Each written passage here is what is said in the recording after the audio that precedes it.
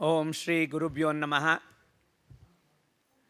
ರಾಮಾಯ ರಾಮಭದ್ರಾಯ ರಾಮಚಂದ್ರಾಯ ವೇದಸೇ ರಘುನಾಥಾಯ ನಾಥಾಯ ಸೀತಾಯಾಃ ಪತಯೇ ನಮಃ.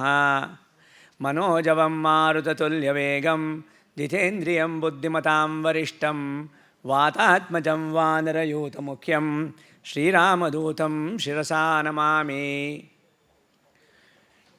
ಇಂದಿನ ಮುಖ್ಯ ಅತಿಥಿಗಳಾದ ಶ್ರೀ ಶ್ರೀ ರಾಜ ಕೃಷ್ಣದೇವರಾಯರೇ, ಇಲ್ಲಿ ಇರುವ ಎಲ್ಲ ಮಹನೀಯರೇ ಮತ್ತು ಮಹಿಳೆಯರೇ, ನಾವು ಈಗ ಈ ನವರಾತ್ರಿಯ ಶುಭ ಸಂದರ್ಭದಲ್ಲಿ ಪುನಃ ನಾವೆಲ್ಲ ನೆರೆದಿದ್ದೇವೆ.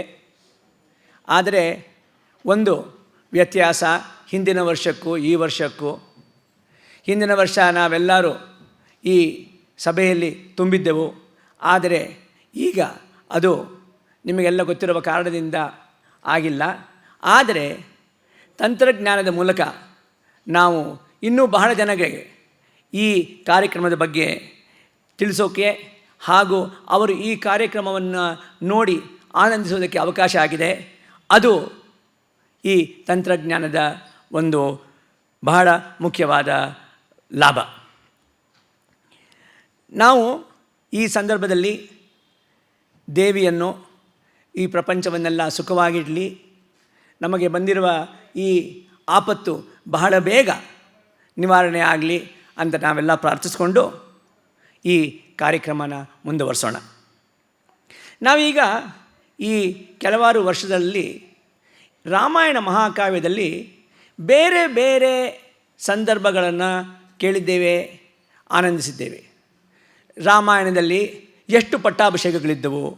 ಬರೀ ರಾಮ ಪಟ್ಟಾಭಿಷೇಕ ಅಲ್ಲ, ನಾವು ಅಲ್ಲಿ ಸುಗ್ರೀವ ಪಟ್ಟಾಭಿಷೇಕ ನೋಡಿದ್ವಿ, ಪಾದುಕಾ ಪಟ್ಟಾಭಿಷೇಕ ನೋಡಿದ್ವಿ, ವಿಭೀಷಣನ ಪಟ್ಟಾಭಿಷೇಕ ನೋಡಿದ್ವಿ, ಕೊನೆಗೆ ಶ್ರೀರಾಮ ಪಟ್ಟಾಭಿಷೇಕ ನೋಡಿದ್ವಿ. ಈ ಎಲ್ಲ ಪಟ್ಟಾಭಿಷೇಕಗಳನ್ನು ನಾವು ಅನುಭವಿಸಿದ್ವಿ. ಆಂಜನೇಯನ ಜೀವನ ಹೇಗಿತ್ತು, ಆಂಜನೇಯ ಹುಟ್ಟಿದ್ದು ಹೇಗೆ, ಆಂಜನೇಯ ತಂದೆ ಯಾರು, ತಾಯಿ ಯಾರು, ಆಂಜನೇಯ ಈಗ ಇಷ್ಟು ಪರಾಕ್ರಮ ಆಗೋದಕ್ಕೆ ಹೇಗಾಯಿತು, ಇದೆಲ್ಲವನ್ನು ನಾವು ಕಂಡಿದ್ದೇವೆ. ಬೇರೆ ಬೇರೆ ರಾಮಾಯಣದಲ್ಲಿ ಅದೇ ರಾಮಾಯಣದ ವಾಲ್ಮೀಕಿ ರಾಮಾಯಣದ ಘಟನೆಗಳನ್ನು ಬೇರೆ ಬೇರೆ ರಾಮಾಯಣದಲ್ಲಿ ಹೇಗೆ ವಿವರಿಸಿದ್ದಾರೆ, ಕಂಬರಾಮಾಯಣದಲ್ಲಿ ಹೇಗೆ ಹೇಳಿದ್ದಾರೆ, ತುಳಸಿ ರಾಮಾಯಣದಲ್ಲಿ ಹೇಗೆ ಹೇಳಿದ್ದಾರೆ, ಆಧ್ಯಾತ್ಮ ರಾಮಾಯಣದಲ್ಲಿ ಹೇಗೆ ಹೇಳಿದ್ದಾರೆ, ಅದೆಲ್ಲವನ್ನು ನಾವು ನೋಡಿದೆವು. ಈ ಸಲ ನಾವು ಯೋಚನೆ ಮಾಡಿದ್ವಿ, ನಾವು ಪರಿಸರವನ್ನು ನಾವು ಅದನ್ನು ಪ್ರೊಟೆಕ್ಟ್ ಮಾಡಬೇಕು, ಅದನ್ನು ಸಂರಕ್ಷಣೆ ಮಾಡಬೇಕು. ಈ ಪರಿಸರವನ್ನು ನಾವು ಈ ನವರಾತ್ರಿ ಸಂದರ್ಭದಲ್ಲಿ ಅದನ್ನು ಕ್ರಿಯೇಟ್ ಮಾಡಬೇಕು ಅನ್ನೋ ಐಡಿಯಾಯಿಂದ ಈ ಥರ ಕಾಡು ಒಂದು ಕ್ರಿಯೇಟ್ ಮಾಡಿದ್ದೀವಿ. ಅದಕ್ಕೆ ತಕ್ಕ ಹಾಗೆ ಈ ಒಂದು ಗೋಷ್ಠಿ ಇಟ್ಟು ಹೇಗೆ ನಾವು ಶ್ರೀರಾಮಾಯಣದಲ್ಲಿ, ವಾಲ್ಮೀಕಿ ರಾಮಾಯಣದಲ್ಲಿ ರಾಮರ, ಲಕ್ಷ್ಮಣರ, ಸೀತೆಯ ಜೀವನ ಕಾಡಲ್ಲಿ ಹೇಗಿತ್ತು, ಅಲ್ಲಿನ ಆ ಕಾಲದಲ್ಲಿ ಕಾಡು ಹೇಗೆ ಸಮೃದ್ಧಿಯಾಗಿತ್ತು, ಆ ಕಾಡಿನಲ್ಲಿ ಅವರ ಜೀವನದಲ್ಲಿ ನಡೆದ ಘಟನೆಗಳು ಏನು, ಇದೆಲ್ಲವನ್ನು ನೋಡೋಣ ಅಂತ ಒಂದು ಸ್ವಲ್ಪ ಆಸೆ ಆಯಿತು. ಆದ್ದರಿಂದ ನಾನು ನಿಮ್ಮ ಮುಂದೆ ಕೂತಿದ್ದೇನೆ. ನಾನು ವಿದ್ವಾಂಸನಲ್ಲ, ಅದು ಸುರೇಶ್ ಹೇಳಿದ್ದು ಸ್ವಲ್ಪ ತಮಾಷೆಗೆ. ನಾನು ಜ್ಞಾನಿ ಅಲ್ಲ, ನಾನು ಈ ಗಿಡಗಳ ಬಗ್ಗೆ ನನಗೇನೂ ಗೊತ್ತಿಲ್ಲ. I am not a botanist, I am not a philosopher, I am not a learned man, I am not a ವಿದ್ವಾನ್. I am an ordinary person, but the only quality that I have is curiosity. ಯಾವುದೋ ಒಂದು ಬಗ್ಗೆ ತಗೊಂಡು ಅದು ಹೇಗೆ ಆ ಕಾವ್ಯದಲ್ಲಾಗಲಿ ಅಥವಾ ಆ ಕೃತಿಯಲ್ಲಾಗಲಿ ಅದನ್ನೇ ಹೇಗೆ ವರ್ಣಿಸಿದ್ದಾರೆ ಅನ್ನೋದು ಕುತೂಹಲ. ಆ ಕುತೂಹಲನ ನಿಮ್ಮ ಜೊತೆ ಶೇರ್ ಮಾಡೋಣ ಅನ್ನೋ ಆಸೆ. ಆದ್ದರಿಂದ ನಮ್ಮ ಸುರೇಶು, ಭಾರತೀಯ ವಿದ್ಯಾಭವನ ಅವರ ಉದಾರ ಬುದ್ಧಿಯಿಂದ ನನಗೆ ಇದೊಂದು ಅವಕಾಶ ಮಾಡಿಕೊಟ್ಟಿದ್ದಾರೆ. ಅದಕ್ಕೆ ನಾನು ಚಿರಋಣಿ, ಚಿರಋಣಿ ಚಿರಋಣಿ. ದೇವಿ ಕವಚದಲ್ಲಿ ಒಂದು ಶ್ಲೋಕ ಇದೆ. ಯಾವದ್ ಭೂಮಂಡಲಂ ಧತ್ತೆ ಸಶೈಲಂ ವನಕಾನನಂ ತಾವತ್ ತಿಷ್ಠತಿ ಮೇಧಿನ್ಯಾಹ ಸಂತತಿ ಪುತ್ರಪೌತ್ರಿಕಾಹ ಅಂತ. ನಾವು ಯಾವಾಗ ಈ ಭೂಮಂಡಲದಲ್ಲಿ ಬೆಟ್ಟಗಳನ್ನು, ಕಾಡುಗಳನ್ನು, ಮರಗಳನ್ನು ಚೆನ್ನಾಗಿ ಸಂರಕ್ಷಿಸ್ತೀವೋ ಅಲ್ಲಿ ತನಕ ಮಾತ್ರ ನಮ್ಮ ಪುತ್ರ ಪೌತ್ರಗಳು ಸುಖವಾಗಿರ್ತಾರೆ. ನಾವು ಯಾವಾಗ ಈ ಕಾಡು, ವನ, ಗಿಡ, ಬೆಟ್ಟ, ನೀರು ಇದನ್ನು ಹಾಳು ಮಾಡ್ತೀವೋ ಆವಾಗ ನಮ್ಮ ಮುಂದಿನ ಪೀಳಿಗೆಗೆ ಒಂದು ಅವಕಾಶವೇ ಇಲ್ಲ. ಆದ್ದರಿಂದಲೇ ನಮ್ಮ ಕಾನೂನಲ್ಲಿ ಒಂದು ಕಾನ್ಸೆಪ್ಟ್ ಇದೆ, ಡಾಕ್ಟ್ರಿನ್ ಆಫ್ ಟ್ರಸ್ಟಿಶಿಪ್ ಅಂತ. ಇದು ನಮ್ಮದಲ್ಲ. ಇದು ಕಾಡು, ಬೆಟ್ಟ, ಗುಡ್ಡ, ನೀರು, ಮರ, ಗಿಡ ಇದು ನಮ್ಮ ಆಸ್ತಿ ಅಲ್ಲ. We are all trustees. We have to preserve them for posterity. Otherwise we will be ruining posterity, ruining our own present life. And most important, ಇದು ಬ್ರೀಚ್ ಆಫ್ ಟ್ರಸ್ಟ್ ಆಗುತ್ತೆ. ಆದ್ದರಿಂದ ನಾವು ಅದನ್ನು ಮಾಡಬಾರ್ದು. ಇಷ್ಟು ಹೇಳಿ, ಈಗ ರಾಮಾಯಣದಲ್ಲಿ ಕಾಡು ಹೇಗಿತ್ತು, ಯಾವ್ಯಾವ ಥರವಾದ ಕಾಡುಗಳಿತ್ತು ಅದನ್ನು ಸ್ವಲ್ಪ ಜನರಲ್ಲಾಗಿ ನೋಡಿ, ಆಮೇಲೆ ರಾಮಾಯಣದಲ್ಲಿ ಯಾವ ಯಾವ ಘಟನೆ ಎಲ್ಲಿ ನಡೀತೋ ಅದರ ವಿವರ ಸ್ವಲ್ಪ ಮಾಡೋಣ. ರಾಮಾಯಣದಲ್ಲಿ 5 ವಿಧವಾದ ಕಾಡುಗಳಿದೆ. A botanist will tell you about it, but I will simply repeat it. I can't describe it because I don't have the knowledge of the botanical details of the forest. The first type of forest that you will have is what is called as dry deciduous forest anta.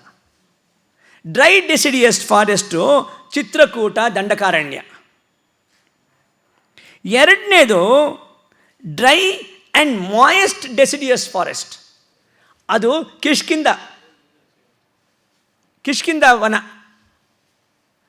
ಮೂರನೇದು tropical deciduous forest ಅಂತ, ಅದು ಪಂಚವಟಿ. ನಾಲ್ಕನೇದು evergreen tropical forest ಅಂತ, ಅದು ಶ್ರೀಲಂಕಾ ಫಾರೆಸ್ಟ್ಸು.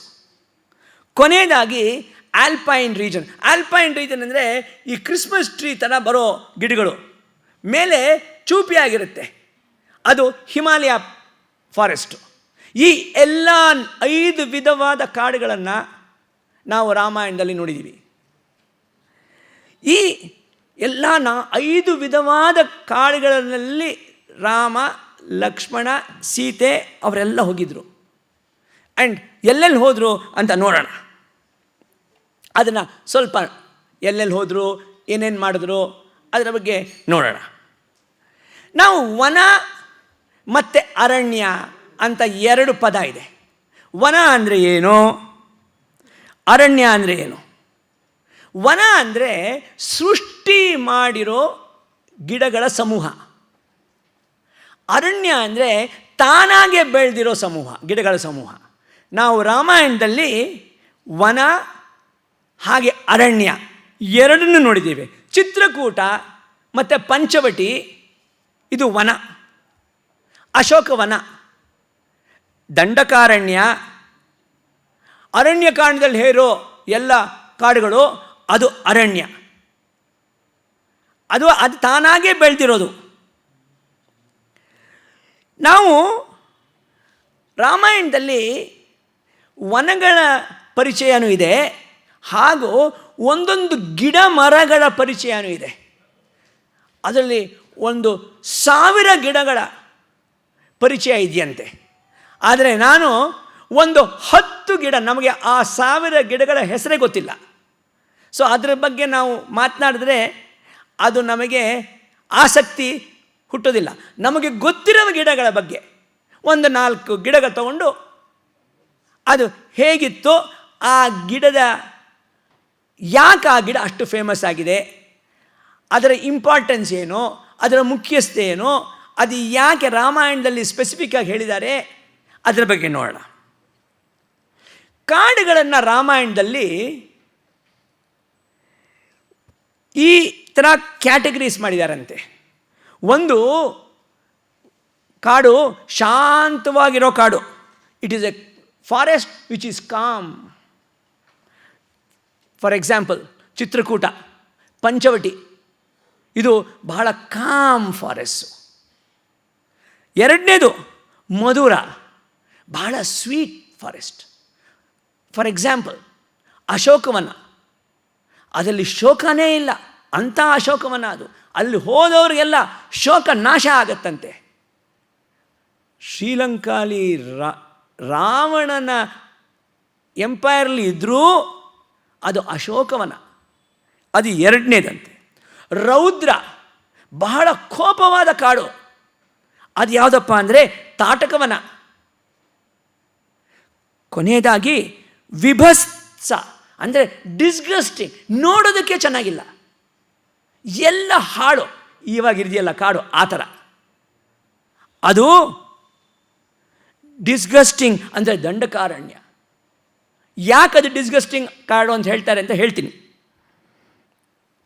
ಈ ರಾಮಾಯಣದಲ್ಲಿ ನಾವು ಚಿತ್ರಕೂಟದಿಂದ ಹಿಡಿದು ಲಂಕೆ ತನಕ ಕಾಡುಗಳ ಪರಿಚಯ ಇದೆ. ಅದು ಈವಾಗಿನ ಉತ್ತರ ಪ್ರದೇಶ, ಮಧ್ಯಪ್ರದೇಶ, ಮಹಾರಾಷ್ಟ್ರ, ಕರ್ನಾಟಕ ಹಾಗೂ ಶ್ರೀಲಂಕಾ ಎಲ್ಲ ಕಾಡುಗಳು ಬಂದಿದೆ. ಇದೊಂದು ಒಂದು ಒಂದು ಚಿಕ್ಕ ಮ್ಯಾಪ್ ಮಾಡಿದ್ದಾರೆ, ಅದನ್ನು ತೋರಿಸ್ತೀನಿ ನೋಡಿ. ಅಯೋಧ್ಯೆಯಿಂದ ಚಿತ್ರಕೂಟ, ಚಿತ್ರಕೂಟದಿಂದ ದಂಡಕಾರಣ್ಯ, ಪಂಚವಟಿ, ಕಿಷ್ಕಿಂಧ, ಲಂಕಾ. ಮೇಲ್ಗಡೆ ಓಷಧಿ ಪರ್ವತ, ಅದು ಹಿಮಾಲಯ ಪರ್ವತ. This is the forest types of India which are depicted in the Ramayana.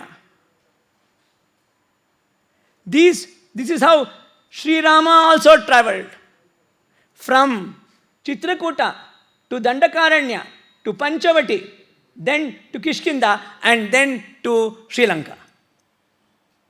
This is how Sri Rama's forest travel is depicted. ರಾಮಾಯಣದಲ್ಲಿ ಬೇರೆ ಬೇರೆ ರೀತಿಯ ಮರಗಳಿದೆಯಂತೆ. ಯಾವುದಪ್ಪ ಅಂದರೆ ರಥ್ಯ ವೃಕ್ಷ ಅಂತ ಒಂದು, ಅಂದರೆ ಅವೆನ್ಯೂ ಟ್ರೀಸ್ ಅಂತ ನಾವು ಇವತ್ತು ಹೇಳ್ತೀವಲ್ಲ, ಅದು ರೋಡ್ ಸೈಡ್ ಟ್ರೀಸ್.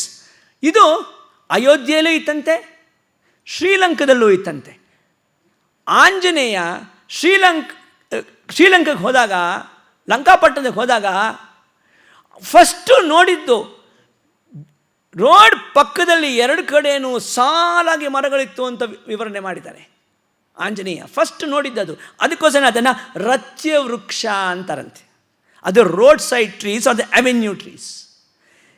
ನೆಕ್ಸ್ಟು ದೇವತ ನಿಷ್ಠಾನ ವೃಕ್ಷ ಅಂತ, ಅಂದರೆ ಈ ಮರದ ಕೆಳಗಡೆ ದೇವರು ಇರ್ತಾರೆ. ಫಾರ್ ಎಕ್ಸಾಂಪಲ್ ನಾವು ಅಶ್ವತ್ಥ ವೃಕ್ಷ, ಆದರೆ ಬ್ಯಾನಿಯನ್ ಟ್ರೀ, ಆಲದ ಮರ, ನಾವು ಅಶ್ವತ್ಥ ವೃಕ್ಷನ ಕಟ್ ಮಾಡೋಲ್ಲ, ಬ್ಯಾನಿಯನ್ ಟ್ರೀನ ಕಟ್ ಮಾಡೋದಿಲ್ಲ. ಯಾಕೆ? ಆ ಗಿಡಗಳ ನೆರಳಿನಲ್ಲಿ ದೇವರು ವಾಸವಾಗಿದ್ದಾರೆ ಅಂತ. ಈಗ ಬೋಧಿ ಟ್ರೀ, ಆ ಮರದ ಕೆಳಗಡೆ ಬುದ್ಧನಿಗೆ ಎನ್ಲೈಟ್ಮೆಂಟ್ ಆಯಿತು. ಹಾಗೆಯೇ ಮಲ್ಬರಿ ಟ್ರೀ, ಶಂಕರರು ಜೋಶಿ ಮಠದಲ್ಲಿ ಆ ಮರದ ಕೆಳಗೆ ತಪಸ್ಸು ಮಾಡಿ ಅವರ ಕಾಲ ಕಳೆದ್ರಂತೆ ಜೋಶಿ ಮಠದಲ್ಲಿ. That is called mulberry tree. So ಇದು ದೇವತ ನಿಷ್ಠಾನ ವೃಕ್ಷಗಳು. ಹಾಗೆಯೇ ಚತುರ್ಪಥವರ್ತಿ ವೃಕ್ಷ ಅಂತ ಇದೆ. ಅಂದರೆ ಒಂದು ಜಂಕ್ಷನ್ನಲ್ಲಿ ಯಾವ್ಯಾವ ಮರ ಹಾಕಿದ್ರಂತೆ ಅಯೋಧ್ಯೆಯಲ್ಲಿ, ಲಂಕೆಯಲ್ಲೂ ಹಾಗೆ ಹಾಕಿದ್ರಂತೆ. It is different from the avenue trees. Avenue trees are planted along the roadside. These are trees that are planted in a junction where there are several roads meeting. That is called ಚತುರ್ಪಥವರ್ತಿ ವೃಕ್ಷ. ಕೊನೆಗೆ ಸ್ಮಶಾನ ವೃಕ್ಷ. ಸ್ಮಶಾನದಲ್ಲಿ ಯಾವ ಗಿಡ ಹಾಕಿದ್ರಂತೆ ಇದೆಲ್ಲನೂ ರಾಮಾಯಣದಲ್ಲಿ ವಿವರಿಸಿದ್ದಾರೆ. ಅದು ಒಂದೊಂದು ಚಾಪ್ಟರ್ ತಗೊಂಡ್ರು, ಒಂದೊಂದು ನೀವು ಆ ಟೈಪ್ ಆಫ್ ವೃಕ್ಷ ತಗೊಂಡ್ರೆ ಅದಕ್ಕೆ ಒಂದು ದೊಡ್ಡ ರಿಸರ್ಚ್ ಮಾಡಬಹುದು. This is the various types of trees which are described in the Ramayana. We have description about the forest, we have description about the trees and the different types of trees in the Ramayana. ಶ್ರೀರಾಮರು ಅವರು ಬಾಲ್ಯದಲ್ಲೇ ಕಾಡಿಗೆ, ಅವ್ರಿಗೂ ಕಾಡಿಗೂ ಬಹಳ ಸಂಬಂಧ. ವಿಶ್ವಾಮಿತ್ರರು ದಶರಥ ಮಹಾರಾಜನ ಹತ್ರ ಬಂದು ರಾಮನ್ನ ಕಾಡಿಗೆ ಕಳಿಸ್ಬೇಕು, ಅಲ್ಲಿ ತಾಟಕ ವನ ಇದೆ, ಅಲ್ಲಿ ಸುಬಾಹು ಮಾರೀಚರು ಬಹಳ ಕಷ್ಟ ಕೊಡ್ತಾ ಇದ್ದಾರೆ, ಅವರು ನನ್ನ ಯಜ್ಞಕ್ಕೆ, ನನ್ನ ತಪಸ್ಸಿಗೆ, ನನ್ನ ಅನುಷ್ಠಾನಕ್ಕೆ ಬಹಳ ತೊಂದರೆ ಮಾಡ್ತಾ ಇದ್ದಾರೆ, ಆದ್ದರಿಂದ ರಾಮನ್ನ ಕಳಿಸ್ಬೇಕು ಅಂದಾಗ ದಶರಥ ಮಹಾರಾಜರು ಶುರುಲಿ ಎಲ್ಲ ನಿನಗೆ ಏನು ಬೇಕೋ ಮಹರ್ಷಿಗಳು ಎಲ್ಲ ಮಾಡ್ತೀನಿ ಅಂದರು.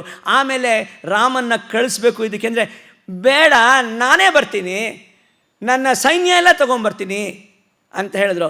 ಆದರೆ ವಿಶ್ವಾಮಿತ್ರ ಅದಕ್ಕೆ ಒಪ್ಪಲಿಲ್ಲ. ಇಲ್ಲ, ರಾಮರೇ ಬೇಕು. ರಾಮರು ಒಬ್ಬರು ಹೋಗ್ತಾರೆ, ಇಲ್ಲ, ರಾಮರ ಜೊತೆ ಲಕ್ಷ್ಮಣರು ಹೋದರು.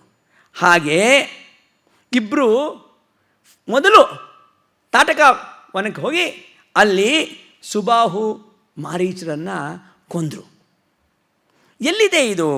ಅವರ ವಿಶ್ವಾಮಿತ್ರರ ಆಶ್ರಮ ಎಲ್ಲಿತ್ತು ಅಂದರೆ ಅದು ಗಂಗೆ ನದಿಯ ತೀರದಲ್ಲೇ ಇತ್ತಂತೆ. It was on the banks of the river Ganges.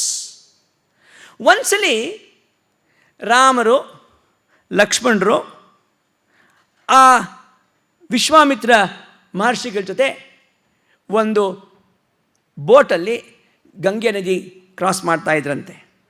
ಅದು ಕ್ರಾಸ್ ಮಾಡ್ತಾ ಇರಬೇಕಾದ್ರೆ ದೊಡ್ಡದಾಗಿ ಒಂದು ಶಬ್ದ ಕೇಳಿಸ್ತಂತೆ. ರಾಮರು ಕೇಳಿದಂತೆ ಇದು ಏನು ಅಂತ. ಅದಕ್ಕೆ ವಿಶ್ವಾಮಿತ್ರರು ಎಕ್ಸ್ಪ್ಲೇನ್ ಮಾಡಿದಂತೆ, ನೋಡು, ಇಲ್ಲಿ ಸರಯೂ ನದಿ ಹರಿತಾ ಇದೆ. ಸರಯೂ ನದಿ ಈಗಲೂ ಅಯೋಧ್ಯೆ ಸುತ್ತ ಇರೋ ನದಿ ಸರಯೂ ನದಿ. ಸರಯೂ ನದಿ ಹರಿತಾ ಇದೆ. ಆ ಸರಯೂ ನದಿ ಎಲ್ಲಿ ಉದ್ಭವ ಆಗಿದ್ದು? ಮಾನಸದಲ್ಲಿ. ಮಾನಸ ಸರೋವರದಲ್ಲಿ ಸರಯೂ ನದಿ ಉದ್ಭವ ಆಗಿದ್ದು. ಅದು ಯಾಕೆ ಮಾನಸ ಸರೋವರ ಅಂತಾರೆ ಅಂದರೆ, ಬ್ರಹ್ಮ ತನ್ನ ಮನಸ್ಸಿನಿಂದಲೇ ಸೃಷ್ಟಿ ಮಾಡಿದ ಸರೋವರ, ಆದ್ದರಿಂದ ಅದನ್ನು ಮಾನಸ ಸರೋವರ ಅಂತಾರೆ. ಆ ಸರೋವರ ಅಯೋಧ್ಯನ ಸುತ್ತಿ ಇಲ್ಲಿ ಬರ್ತಾ ಇದೆ. ಈ ಗಲಾಟೆ, ಈ ಶಬ್ದ ಯಾಕೆ ಅಂದರೆ ಸರಯೂ ನದಿ ಹಾಗೂ ಗಂಗೆ ನದಿ ಆ ಜಾಗದಲ್ಲಿ ಸೇರುತ್ತಂತೆ. ಆ ಜಾಗದಲ್ಲಿ ಸೇರಿದಾಗ ಇಷ್ಟು ಶಬ್ದ ಬಂತು. ಈ ಸರಯೂ ನದಿ ಪಕ್ಕದಲ್ಲೇ ಒಂದು ದಟ್ಟವಾದ ಕಾಡಿದೆ. ಆ ಕಾಡನ್ನ ನೋಡಿಬಿಟ್ಟು ಶ್ರೀರಾಮ ಕೇಳ್ತಾರಂತೆ ವಿಶ್ವಾಮಿತ್ರನ, ಅದೇನು ಕಾಡು ಅಂತ. ಆವಾಗ ವಿಶ್ವಾಮಿತ್ರ ಹೇಳ್ತಾರಂತೆ, ಇದು ಮೊದಲು ಭಾಳ ಚೆನ್ನಾಗಿತ್ತು, ಮಲಾಡ ಮತ್ತು ಖರೂಷ ಅಂತ ಎರಡು ದೇಶ ಅಲ್ಲಿತ್ತು. ಆದರೆ ಇವಾಗ ಒಂದು ಯಕ್ಷೆ ಕನ್ಯೆ ತಾಟಕ ಎಂಬವಳು, ಅವಳಿಗೆ ಬಹಳ ಶಕ್ತಿ, ಅವಳು ಇಲ್ಲಿ ಬಂದು ಎಲ್ಲರಿಗೂ ತೊಂದರೆ ಕೊಡ್ತಾ ಇದ್ದಾಳೆ. ನೀನು ಆ ಯಕ್ಷನ ತಾಟಕನ ಇಲ್ಲಿ ಸಂಹಾರ ಮಾಡಬೇಕು. ಆವಾಗ ಶ್ರೀರಾಮ ತಾಟಕನ ಸಂಹಾರ ಮಾಡಿದಾಗ ವಿಶ್ವಾಮಿತ್ರರು ಶ್ರೀರಾಮನಿಗೆ ಈ ಬಾಣ, ಮಿಸೈಲ್ಸ್, ಅದರ ಬಗ್ಗೆ ಬಹಳ ವಿಚಾರನ ಹೇಳ್ತಾರಂತೆ. ಶ್ರೀರಾಮ ಆವಾಗ ಆ ಮಿಸೈಲ್ಸ್ ಎಲ್ಲ ಬಂದಾಗ ಹೇಳ್ತಾನಂತೆ, ಸರ್ವಸಂಗ್ರಹಣಂ ಯೇಷಾಂ ದೈವತೈರಪಿ ದುರ್ಲಭಂ ದೇವರಿಗೂ ಕೂಡ ಇಂಥ ಈ ಮಿಸೈಲ್ ಸಮೂಹ ಸಿಗೋದಿಲ್ಲ, ಒಂದೇ ಕಡೆ ಎಲ್ಲ ಸಿಗೋದಿಲ್ಲ. ಅಂಥ ಮಿಸೈಲ್ಸ್ನ, ಅಂಥ ಅಮ್ಯುನಿಷನ್ನ ವಿಶ್ವಾಮಿತ್ರರು ಶ್ರೀರಾಮನಿಗೆ ತಾಟಕವನದಲ್ಲಿ ಕೊಟ್ಟರು. ದಪಸ್ತಸ್ತು ಮುನೇಸ್ತಸ್ಯ ವಿಶ್ವಾಮಿತ್ರ ಧೀಮತಃ. ಆ ಮಿಸೈಲ್ಸ್ ಎಲ್ಲ ಶ್ರೀರಾಮನ ಮುಂದೆ ಬಂದು ನಿಂತ್ಕೊಂಡು, ನಾನು ನಿನಗೆ V are all your servants ಅಂತ ಹೇಳ್ತಂದೆ. ಇಮೇ ಚ ಪರಮೋಧಾರ ಕಿಂಕರಸ್ತಾವ ರಾಘವ. ನಾವೆಲ್ಲ ನಿನ್ನ ಕಿಂಕರರು ಅಂದ್ರಂತೆ. ರಾಮರೇನು ಹೇಳಿದ್ರು? ನೀವೆಲ್ಲ ನನ್ನ ಕಿಂಕರರಾಗಿರೋ ಸರಿ, ನಾನು ನಿಮ್ಮ ಬಗ್ಗೆ ಯಾವಾಗ ನನ್ನ ಮನಸ್ಸಿನಲ್ಲಿ ಯೋಚನೆ ಮಾಡ್ತೀನೋ ಆವಾಗ ನೀವು ನನಗೆ ಬಂದು ಸಹಾಯ ಮಾಡಬೇಕು.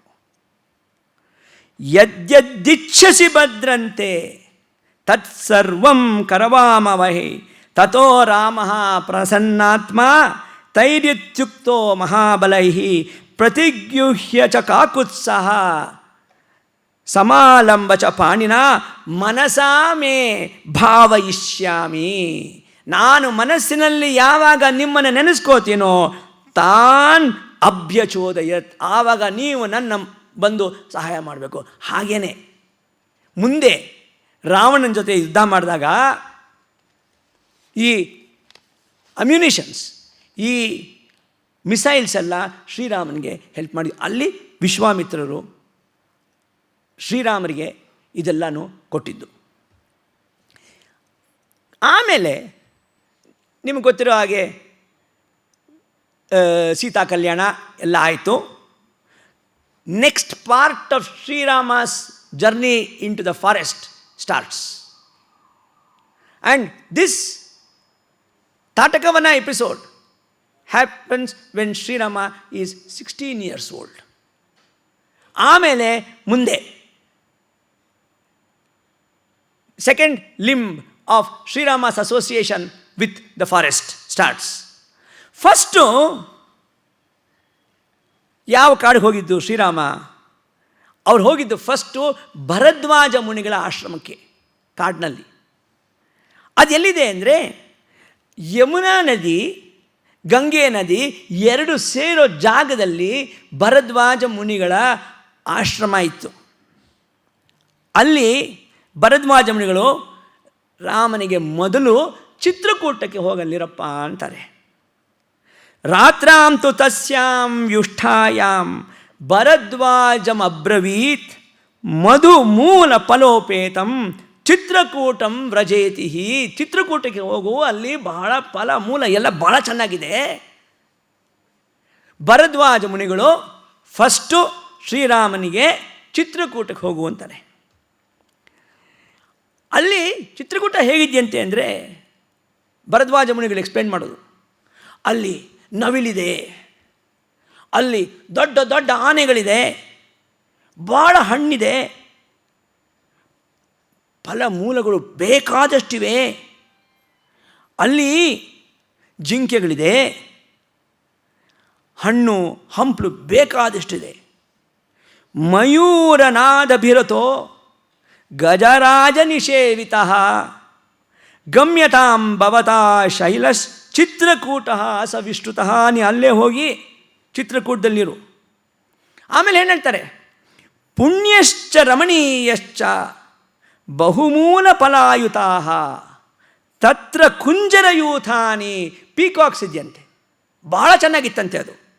ಮೃಗಯೂಥಾನಿ ಚೈವಹಿ ವಿಚಯಂತಿ ಮನಾಂತೇಶು ತಾನಿ ದ್ರಕ್ಷಸಿ ರಾಘವ. ನೀ ಅದೆಲ್ಲ ನೋಡ್ತೀಯ, ಅಲ್ಲಿ ಮಯೂರ ಇದೆ, ಜಿಂಕೆ ಇದೆ, ಆನೆಗಳಿದೆ, ಹಣ್ಣಿದೆ, ಹೂವಿದೆ, ಫಲಮೂಲಗಳಿದೆ, ಇದೆಲ್ಲ ಬಹಳ ಚೆನ್ನಾಗಿದೆ ಚಿತ್ರಕೂಟದಲ್ಲಿ, ನೀನು ಅಲ್ಲಿ ಹೋಗಿ ಇರು ಅಂತ ಭರದ್ವಾಜ ಮುನಿಗಳು ಶ್ರೀರಾಮನಿಗೆ ಗೈಡೆನ್ಸ್ ಕೊಡ್ತಾರೆ. ಇವಾಗ ಆ ಭರದ್ವಾಜ ಆಶ್ರಮ ಅಲಹಾಬಾದ್ನಲ್ಲಿ ಆನಂದ ಭವನ್ ಅಂತ ಇದೆ, ನಮ್ಮ ಜವಾಹರ್ಲಾಲ್ ನೆಹರು ಅವರ ಮನೆ, ಅದರ ಹತ್ತಿರನೇ ಭರದ್ವಾಜ ಆಶ್ರಮ ಇದೆ. ಭರದ್ವಾಜರು ಹೇಳಿರೋ ಪ್ರಕಾರ ಶ್ರೀರಾಮರು ಯಮುನಾ ನದಿನ ದಾಟಿ ಮುಂದಕ್ಕೆ ಚಿತ್ರಕೂಟಕ್ಕೆ ಹೋಗ್ತಾರೆ. ಚಿತ್ರಕೂಟದಲ್ಲಿ ಸ್ವಲ್ಪ ದಿನ ಇದ್ಮೇಲೆ ಶ್ರೀರಾಮರು ನೋಡ್ತಾರೆ, ಚಿತ್ರಕೂಟ ಎಷ್ಟು ಬ್ಯೂಟಿಫುಲ್ ಆಗಿದೆ, ಅಲ್ಲಿ ಬಿಲ್ವ ಮರ ಇದೆ. ಆವಾಗ ಒಂದು ಚೆನ್ನಾಗಿ ಹೇಳ್ತಾರೆ, ನೋಡು ಈ ಬಿಲ್ವ ಮರ ಎಷ್ಟು ಚೆನ್ನಾಗಿದೆ, ಈ ಬಿಲ್ವ ಮರನ ಮನುಷ್ಯರು ಯಾರೂ ಮುಟ್ಟಿಲ್ಲ, ಅದಕ್ಕೋಸ್ಕರ ಎಷ್ಟು ಚೆನ್ನಾಗಿದೆ ಅಂತ. ಪಶ್ಯ ಬಲ್ಲೂತಕಾನ್ ಬಿಲ್ವಾನ್ ನೈರನುಪಸೇವಿತಾನ್, it is untouched by human being, ಅದಕ್ಕೋಸ್ಕರ ಚೆನ್ನಾಗಿದೆ. ಫಲ ಪುಷ್ಪೈರವತಾನ್ ನೂನಂ ಶಕ್ಯಾಮಿ ಜೀವಿತುಂ, ಅಲ್ಲಿ ಬಹಳ ಚೆನ್ನಾಗಿದೆ, ಇಲ್ಲಿರೋದಕ್ಕೆ ಬಹಳ ಚೆನ್ನಾಗಿರ್ತಂತೆ. ಇಲ್ಲಿ ಖಂಡಿತವಾಗಲೂ ಈ ಚಿತ್ರಕೂಟದಲ್ಲಿ ಇರೋ ಕಾಡು ಇರೋದಕ್ಕೆ ಬಹಳ ಚೆನ್ನಾಗಿದೆ. ಪಶ್ಯ ದ್ರೋಣಮಾಣಾನಿ ಲಂಬಮಾಣಾನಿ ಲಕ್ಷ್ಮಣ, ಲಕ್ಷ್ಮಣ ನೋಡು ಎಷ್ಟು ಜೇನುಗೂಡಿದೆ, ಆ ಜೇನುಗೂಡಲ್ಲಿ ಎಷ್ಟೊಂದು ಜೇನುತುಪ್ಪ ಇದೆ. ಮಧೂನಿ ಮಧುಕಾರಿಭಿಹಿ ಸಂವೃತಾನಿ ನಗೆ ನಗೆ. ಆಮೇಲೆ ಇನ್ನೇನಿದೆ ಅಲ್ಲಿ, ಏಷ ಕ್ರೋಶತಿ ನತ್ಯೂಹಸ್ತಂ ಶಿಖಿ ಪ್ರತಿಕೂಜತಿ. ಅಲ್ಲ ಏನಪ್ಪ ಅಂದರೆ, ಜಾತಕ ಪಕ್ಷಿ ಕೂಗಿದಾಗ ಮಯೂರ ಅದಕ್ಕೆ ವಾಪಸ್ಸು ರಿಪ್ಲೈ ಕೊಡುತ್ತಂತೆ, ಏಷ ಕ್ರೋಶತಿ ನತ್ಯೂಹ ಶಿಖಿ ಪ್ರತಿಕೂಜತಿ, ತಿರ್ಗಾ ಅದಕ್ಕೆ ಆನ್ಸರ್ ಕೊಡುತ್ತಂತೆ, ರಮಣೀಯೇ ವನೋದ್ದೇಶೇ ಪುಷ್ಪ ಸಂಸ್ತುತ ಸಂಕಟೆ. ಹಾಗೆ ಆಮೇಲೆ ಶ್ರೀರಾಮ ಲಕ್ಷ್ಮಣಗೆ ಹೇಳ್ತಾನಂತೆ, ಮನೋಜ್ಞೋಯಂ ಗಿರಿ ಸೌಮ್ಯ, ಈ ಗಿರಿಗಳು ನೋಡಿ ಎಷ್ಟು ಚೆನ್ನಾಗಿದೆ ಚಿತ್ರಕೂಟದಲ್ಲಿ. ನಾನಾ ದ್ರುಮಲತಾಯುತಃ ಬಹುಮೂಲ ಫಲೋ ರಮ್ಯ ಸ್ವಾಜೀವ ಪ್ರತಿಭಾತಿ ಮೇ, ನಾವಿಲ್ಲಿ ಕಷ್ಟವಿಲ್ಲದೆ ಇರಬಹುದು ಈ ಚಿತ್ರಕೂಟದಲ್ಲಿ ಅಂತ ಶ್ರೀರಾಮ ಲಕ್ಷ್ಮಣನಿಗೆ ಹೇಳ್ತಾನೆ. ಇದೆಲ್ಲ ಆದಮೇಲೆ ಭರದ್ವಾಜರು ನೋಡಾಯಿತು, ಭರದ್ವಾಜರ ಪಕ್ಕ ಚಿತ್ರಕೂಟಕ್ಕೆ ಬಂದಾಯಿತು. ರಾಮರು ನೆಕ್ಸ್ಟು ಚಿತ್ರಕೂಟದಲ್ಲಿ ವಾಲ್ಮೀಕಿ ಮಹರ್ಷಿಗಳನ್ನ ಸಂದರ್ಶನ ಮಾಡ್ತಾರೆ. ಇಲ್ಲೇ ವಾಲ್ಮೀಕಿ ಮಹರ್ಷಿಗಳನ್ನ ಸಂದರ್ಶನ ಮಾಡಿದ್ಮೇಲೆ ಕೊನೆಗೆ ಇದೇ ಆಶ್ರಮದಲ್ಲಿ, ವಾಲ್ಮೀಕಿ ಆಶ್ರಮದಲ್ಲಿ ಲವಾಕುಶರು ಹುಟ್ಟಿದ್ದು ಚಿತ್ರಕೂಟದಲ್ಲಿ. ಇವಾಗ ಈ ವಾಲ್ಮೀಕಿ ಆಶ್ರಮ ಉತ್ತರ ಪ್ರದೇಶ, ಮಧ್ಯಪ್ರದೇಶ ಮಧ್ಯದಲ್ಲಿದೆ. ಉತ್ತರ ಪ್ರದೇಶದಲ್ಲಿ ಚಿತ್ರಕೂಟ ಅನ್ನೋ ಡಿಸ್ಟ್ರಿಕ್ಟ್ ಇದೆ, ಮಧ್ಯಪ್ರದೇಶದಲ್ಲಿ ಸತ್ನಾ ಅನ್ನೋ ಡಿಸ್ಟ್ರಿಕ್ಟ್ ಇದೆ. ಈ ಎರಡು ಡಿಸ್ಟ್ರಿಕ್ಟ್ಗಳ ಮಧ್ಯೆ ವಾಲ್ಮೀಕಿ ಆಶ್ರಮ ಇದೆ. ಈ ಚಿತ್ರಕೂಟದಲ್ಲಿ ಲಕ್ಷ್ಮಣರು ಒಂದು ಪರ್ಣಕುಟಿನ ನಿರ್ಮಿಸಿದ್ರು. ಅದು ಹೇಗಪ್ಪ ಇತ್ತು ಅಂದರೆ, ತಸ್ಯ ತದ್ವಚ, ರಾಮರು ಲಕ್ಷ್ಮಣನಿಗೆ ಹೇಳಿದ್ರು ಒಂದು ಒಳ್ಳೆ ಪರ್ಣಕುಟಿ ಸೃಷ್ಟಿ ಮಾಡು ಅಂತ.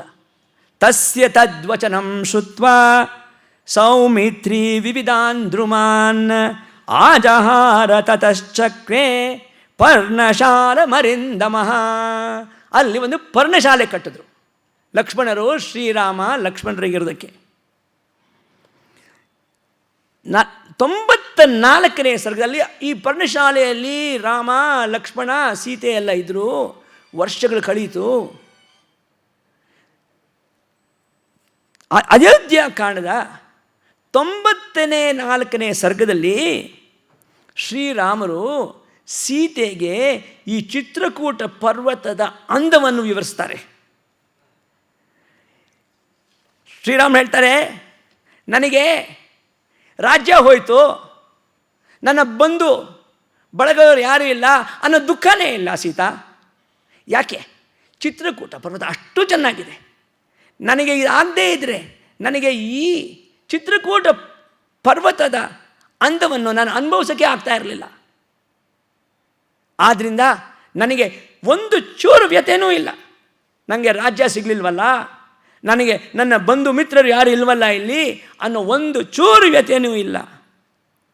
ನರಾಜ್ಯ ಭ್ರಶನಂ ಭದ್ರೇ ನಜರುದ್ಭಿ ವಿನಾಭವ ಮನೋ ಮೇ ಬಾಧತೆ ದೃಷ್ಟ್ವಾ ರಮಣೀಯಮಿಮಂ ಗಿರಿಂ.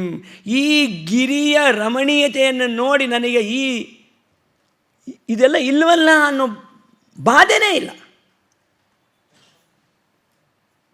ಹಾಗೆಯೇ ಹೇಗಿದೆ ಇದು? ಪಶ್ಯೇಮ ಮಚಲಂ ಭದ್ರೇ ನಾನಾದ್ವಿಜಗಣಾಯುತಂ ಶಿಖರೈ ಕಮಿವೋದ್ವಿದ್ವೈ ಧಾತುಮದ್ಭಿ ವಿಭೂಷಿತಂ. ಹೇಗಿದೆ ಅಂದರೆ ಚಿತ್ರಕೂಟದ ಈ ಪರ್ವತಗಳು ಭೂಮಿನ ಹೊಡೆದುಕೊಂಡು ಮೇಲೆ ಆಕಾಶಕ್ಕೆ ಕಿಚ್ಚುತ್ತಾ ಇದೆಯಂತೆ. ಆ ಥರ the peaks of Chitrakoot are like that. It has come out from the earth and is piercing the skies.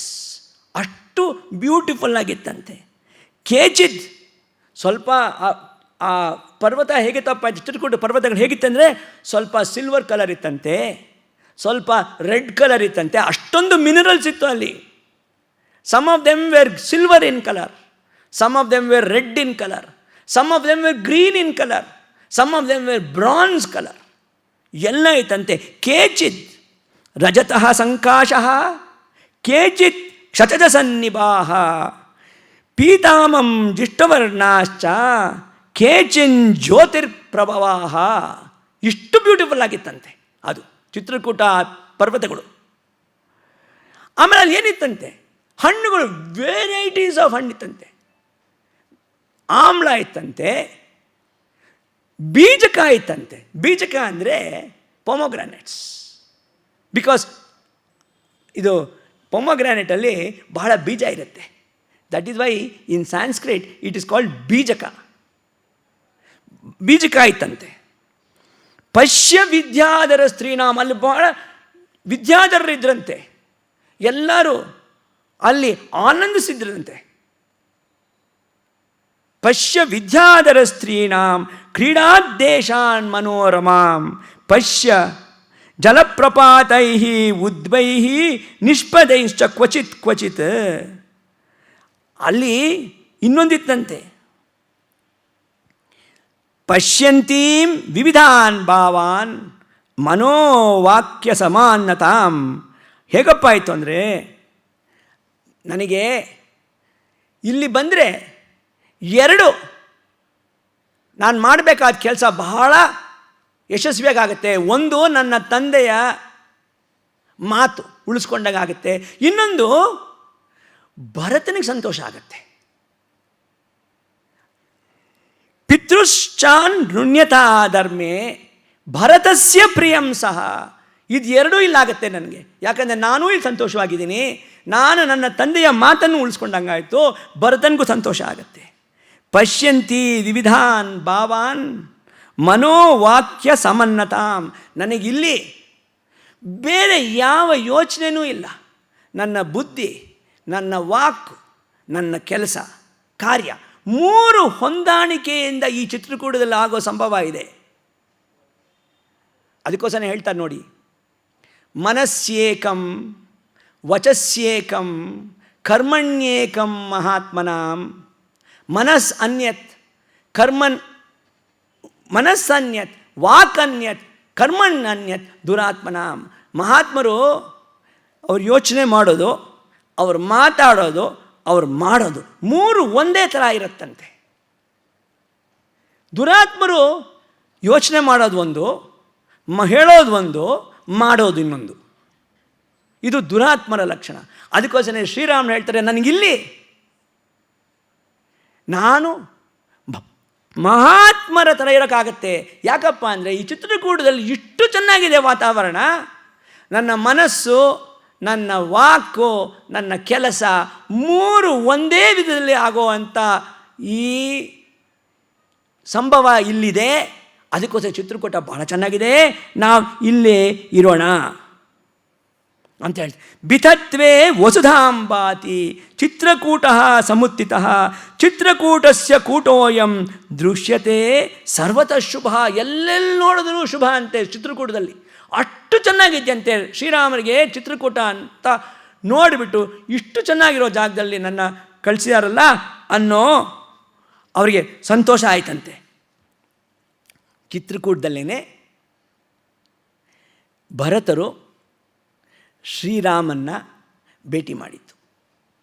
ಅಲ್ಲೇ ಶ್ರೀರಾಮರು ಭರತನಿಗೆ ಪಾದುಕೆ ಕೊಟ್ಟಿದ್ದು. ಇದು ಬಹಳ ಮುಖ್ಯವಾದ ಘಟನೆ ಚಿತ್ರಕೂಟದಲ್ಲಿ ನಡೆದಿದ್ದು. ಅದಕ್ಕೋಸ್ಕರ ಚಿತ್ರಕೂಟದಲ್ಲಿ ಒಂದು ಬಾವಿ ಇದೆಯಂತೆ, ಅದು ಭರತ್ ಕೂಪ್ ಅಂತ. ಅದೇನಪ್ಪ ಬಾವಿ ಅಂದರೆ, ಭರತರು ಶ್ರೀರಾಮನ್ನ ನಾನು ತಿರ್ಗಾ ರಾಜ್ಯಭಾರ ಮಾಡೋದಕ್ಕೆ ಕರಿಬೇಕು, ಶ್ರೀರಾಮನಿಗೆ ಪಟ್ಟಾಭಿಷೇಕ ಮಾಡಬೇಕು ಅನ್ನೋದಕ್ಕೋಸ್ಕರ ಭರತರು ಎಲ್ಲ ನದಿಗಳಿಂದ ನೀರು ಎಲ್ಲ ತಂದಿದ್ರಂತೆ ಅಲ್ಲಿಗೆ. ಬಹಳ ವಿಧ ವಿಧವಾದ ಹೂಗಳನ್ನು ತಂದಿದ್ರಂತೆ. ಶ್ರೀರಾಮರು ಯಾವಾಗ ಇಲ್ಲ ಅಂತ ಹೇಳಿದ್ರು, ಆವಾಗ ಭರತರು ಅಲ್ಲೊಂದು ಬಾವಿ ಇತ್ತಂತೆ. ಆ ಬಾವಿಯಲ್ಲಿ ವಸಿಷ್ಠ ಹೇಳಿದಂತೆ, ನೀ ತಂದಿರೋದೆಲ್ಲನೂ ಆ ಬಾವಿಲಿ ಹಾಕಪ್ಪ, ನೀ ತಂದಿರೋ ನೀರು ಹೂವು ಎಲ್ಲನೂ ಆ ಬಾವಿಲಿ ಹಾಕು. That is called Bharat Koop. ಈಗಲೂ ಇದೆ ಅದು. ಅಲ್ಲಿ ನೀರು ಯಾವಾಗಲೂ ಪ್ಯೂರಾಗೇ ಇರುತ್ತಂತೆ. It is not polluted. So that is one very important visiting place in Uttar Pradesh. Chitrakoot ಈಗ ಉತ್ತರ ಪ್ರದೇಶ್ ಹಾಗೂ ಮಧ್ಯಪ್ರದೇಶಲ್ಲಿದೆ ಅಂತ ಹೇಳಿದ್ನಲ್ಲ, ಅಲ್ಲಿ ಈಗಲೂ ನಾವು ಹೋದರೆ ಅಲ್ಲಿ ನಡೆದ ಘಟನೆಗಳಿಗೆ ಒಂದು ಸ್ಥಳಗಳೆಲ್ಲ ಇದೆ. ರಾಮ್ ಘಾಟ್ ಅಂತ ಇದೆ. ರಾಮ್ ಘಾಟ್ ಅಂದರೆ ಶ್ರೀರಾಮ ಅಲ್ಲಿ ಸ್ನಾನ ಮಾಡಿದ ಜಾಗ. ಅದು ಮಂದಾಕಿನಿ ನದಿಯ ತೀರದಲ್ಲೇ ಇದೆಯಂತೆ. ಶ್ರೀರಾಮರು ಬೆಳಗ್ಗೆ ಅವರ ಪೂಜೆ ಅನುಷ್ಠಾನ ಮಾಡಿದ ಜಾಗ ಅದು ರಾಮ್ ಘಾಟ್. ಇನ್ನೊಂದು ಕಾಮದ್ಗಿರಿ ಬೆಟ್ಟ ಅಂತ ಇದೆಯಂತೆ. ಆ ಬೆಟ್ಟದ ಮೇಲೆ ಶ್ರೀರಾಮರು ಇದ್ದಿದ್ದು. ಹಾಗೆಯೇ ಆ ಬೆಟ್ಟದ ಸುತ್ತಲೂ 5 ಕಿಲೋಮೀಟರ್ ಪರಿಕ್ರಮನೂ ಮಾಡಬಹುದು ಉತ್ತರ ಪ್ರದೇಶದಲ್ಲಿ. ಇನ್ನೊಂದು, ಈ ಕಾಮದ್ಗಿರಿ ಬೆಟ್ಟದ ಪಕ್ಕದಲ್ಲಿ ಲಕ್ಷ್ಮಣ್ ಪಹಾರಿ ಅಂತ ಇದೆ. ಲಕ್ಷ್ಮಣ್ ಪಹಾರಿ ಅಂದರೆ ಲಕ್ಷ್ಮಣ ಅಲ್ಲಿ ನಿಂತು ರಾಮರು ಸೀತೆಯರು ಚಿತ್ರಕೂಟದಲ್ಲಿ ಇರಬೇಕಾದ್ರೆ ಅವರು ಕಾವಲು, ಲಕ್ಷ್ಮಣ್ ಪಹಾರಿ. ಹಾಗೆ ಇನ್ನೊಂದು ಸೀತಾ ರಸೋಯಿ ಅಂತ ಇದೆಯಂತೆ. ಸೀತಾ ರಸೋಯಿ ಅಂದರೆ ಸೀತೆ ಎಲ್ಲಿ ಅಡುಗೆ ಮಾಡಿದ ಜಾಗ ಚಿತ್ರಕೂಟದಲ್ಲಿ, ಅದು ಸೀತಾ ರಸೋಯಿ. ಇನ್ನೊಂದು ಜಾನಕಿ ಕುಂಡ್ ಅಂತ ಇದೆ.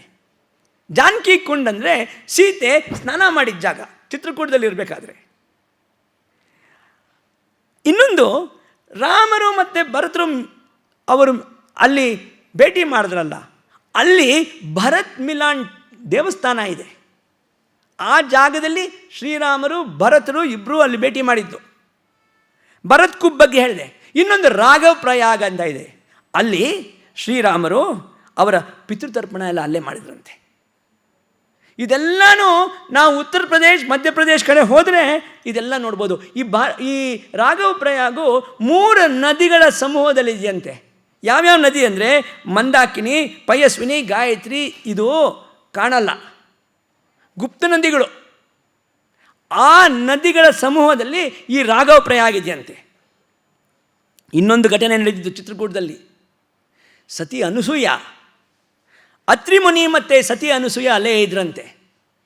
ಸೀತೆಗೆ ಸತಿ ಅನಸೂಯ ಎಷ್ಟು ಪಾತಿವ್ರತ ಧರ್ಮದ ಬಗ್ಗೆ ಎಲ್ಲ ಹೇಳಿದ್ದು ಅಲ್ಲೇನೆ. ಆಮೇಲೆ ಚಿತ್ರಕೂಟದಲ್ಲಿ ಸ್ವಲ್ಪ ವರ್ಷ ಅಲ್ಲೇ ಇದ್ಮೇಲೆ ಶ್ರೀರಾಮರು ಅಲ್ಲಿಂದ ಚಿತ್ರಕೂಟ ಬಿಟ್ಟರು. ಅಲ್ಲಿಂದ ಶುರು ಆಗುತ್ತೆ ವಾಲ್ಮೀಕಿ ರಾಮಾಯಣದ ಅರಣ್ಯಕಾಂಡ. ಚಿತ್ರಕೂಟ ಎಲ್ಲ ಅಯೋಧ್ಯಕಾಂಡದಲ್ಲಿ ಬರುತ್ತೆ. ಅರಣ್ಯಕಾಂಡದಲ್ಲಿ ನಾವು ಈ ದಂಡಕಾರಣ್ಯ ಅದರ ಬಗ್ಗೆ ಬರುತ್ತೆ. ದಂಡಕಾರಣ್ಯದಲ್ಲಿ ಪಂಚವಟಿ ಅನ್ನೋ ಜಾಗದಲ್ಲಿ ಶ್ರೀರಾಮರು ಇದ್ದಾಗ ಅಲ್ಲಿಂದ ಅರಣ್ಯಕಾಂಡ ಶುರು ಆಗುತ್ತೆ. ದಂಡಕಾರಣ್ಯ ಒಂದು ದೊಡ್ಡ ಕಾಡು. It is called a principal forest. It is not a subsidiary or a minor forest. It is a major forest. ನಾವು ಈಗ ಈ ದಂಡಕಾರಣ್ಯ ಈ ಚಿತ್ರಕೂಟ ಎಲ್ಲಿ ಬರುತ್ತೆ ನೋಡೋಣ. ನೋಡಿ, Chitrakoot you will see that green portion, that is Chitrakoot. ಹಾಗೆಯೇ ದಂಡಕಾರಣ್ಯ ಇದು ನೋಡಿ, this is a picture of the tropical deciduous forest of Chitrakoot. Then we go to the Dandakaranya. Dandakaranya ಈಗಿನ ಮಹಾರಾಷ್ಟ್ರ, ಮಧ್ಯಪ್ರದೇಶ ದೊಡ್ಡ ಕಾಡು ನೋಡಿ. ಚಿತ್ರಕೂಟ ಒಂದು ಚಿಕ್ಕದಾಗಿತ್ತು. All the green area is Dandakaranya. ಆ ದಂಡಕಾರಣ್ಯದಲ್ಲಿ ನೋಡಿದಾಗ ಅಲ್ಲಿ ಬೇರೆ ಬೇರೆ ಮಹರ್ಷಿಗಳ ಜೊತೆ ಎಲ್ಲ ಇದ್ದು, ಆಮೇಲೆ ಇವರು ವಿರಾಧ, ಆ ಕಾಡು ಬಹಳ ನಾಶ ಆಗಿತ್ತಂತೆ. ಯಾಕಪ್ಪ ಅಂದರೆ ಅಲ್ಲಿ ಒಂದು ರಾಕ್ಷಸಿ ಇದ್ರಂತೆ, ಅವಳ ಹೆಸರು ವಿರಾಧ ಅಂತ. ಆ ರಾಕ್ಷಸಿನ ಶ್ರೀರಾಮರು ಸಂಹಾರ ಮಾಡಿದ ಮೇಲೆ ಆ ಕಾಡು ಸ್ವಲ್ಪ ಸಮಾಧಾನಕ್ಕೆ ಬಂತು. ಶ್ರೀರಾಮರು ಆ ಕಾಡೊಳಗೆ ಬಂದರು. ಪ್ರವಿಷ್ಟೌ ದಂಡಕಾರಣ್ಯಂ ಶರಚಾಪಸಿಪಾಣಿನೌ ಕಥಂ ತಾಪಸಯೋರ್ವಾಂಚ ವಾಸಃ ಪ್ರಮದಾಯ ಸಹ ಅಧರ್ಮಚಾರಿಣೌ ಪಾಪೌ ಕೌ ಯುವಾಂ ಮಣಿದೂಷಕೌ ಅಹಂ ವನಮಿಧಂ ದುರ್ಗಂ ವಿರಾಧೋ ನಾಮ ರಾಕ್ಷಸಃ ಚರಾಮಿ ಸಾಯುಧೋ ನಿತ್ಯಂ ಋಷಿ ಮಾಂಸಾಣಿ ಭಕ್ಷಯನ್ನ ಅಂತ ವಿರಾಧ ಈ ರಾಕ್ಷಸಿ ರಾಮನಿಗೆ ಹೇಳಿದಂತೆ, ನೀನು ಯಾರಿಲ್ಲಿ ಬರೋದಕ್ಕೆ? ನಾನು ಈ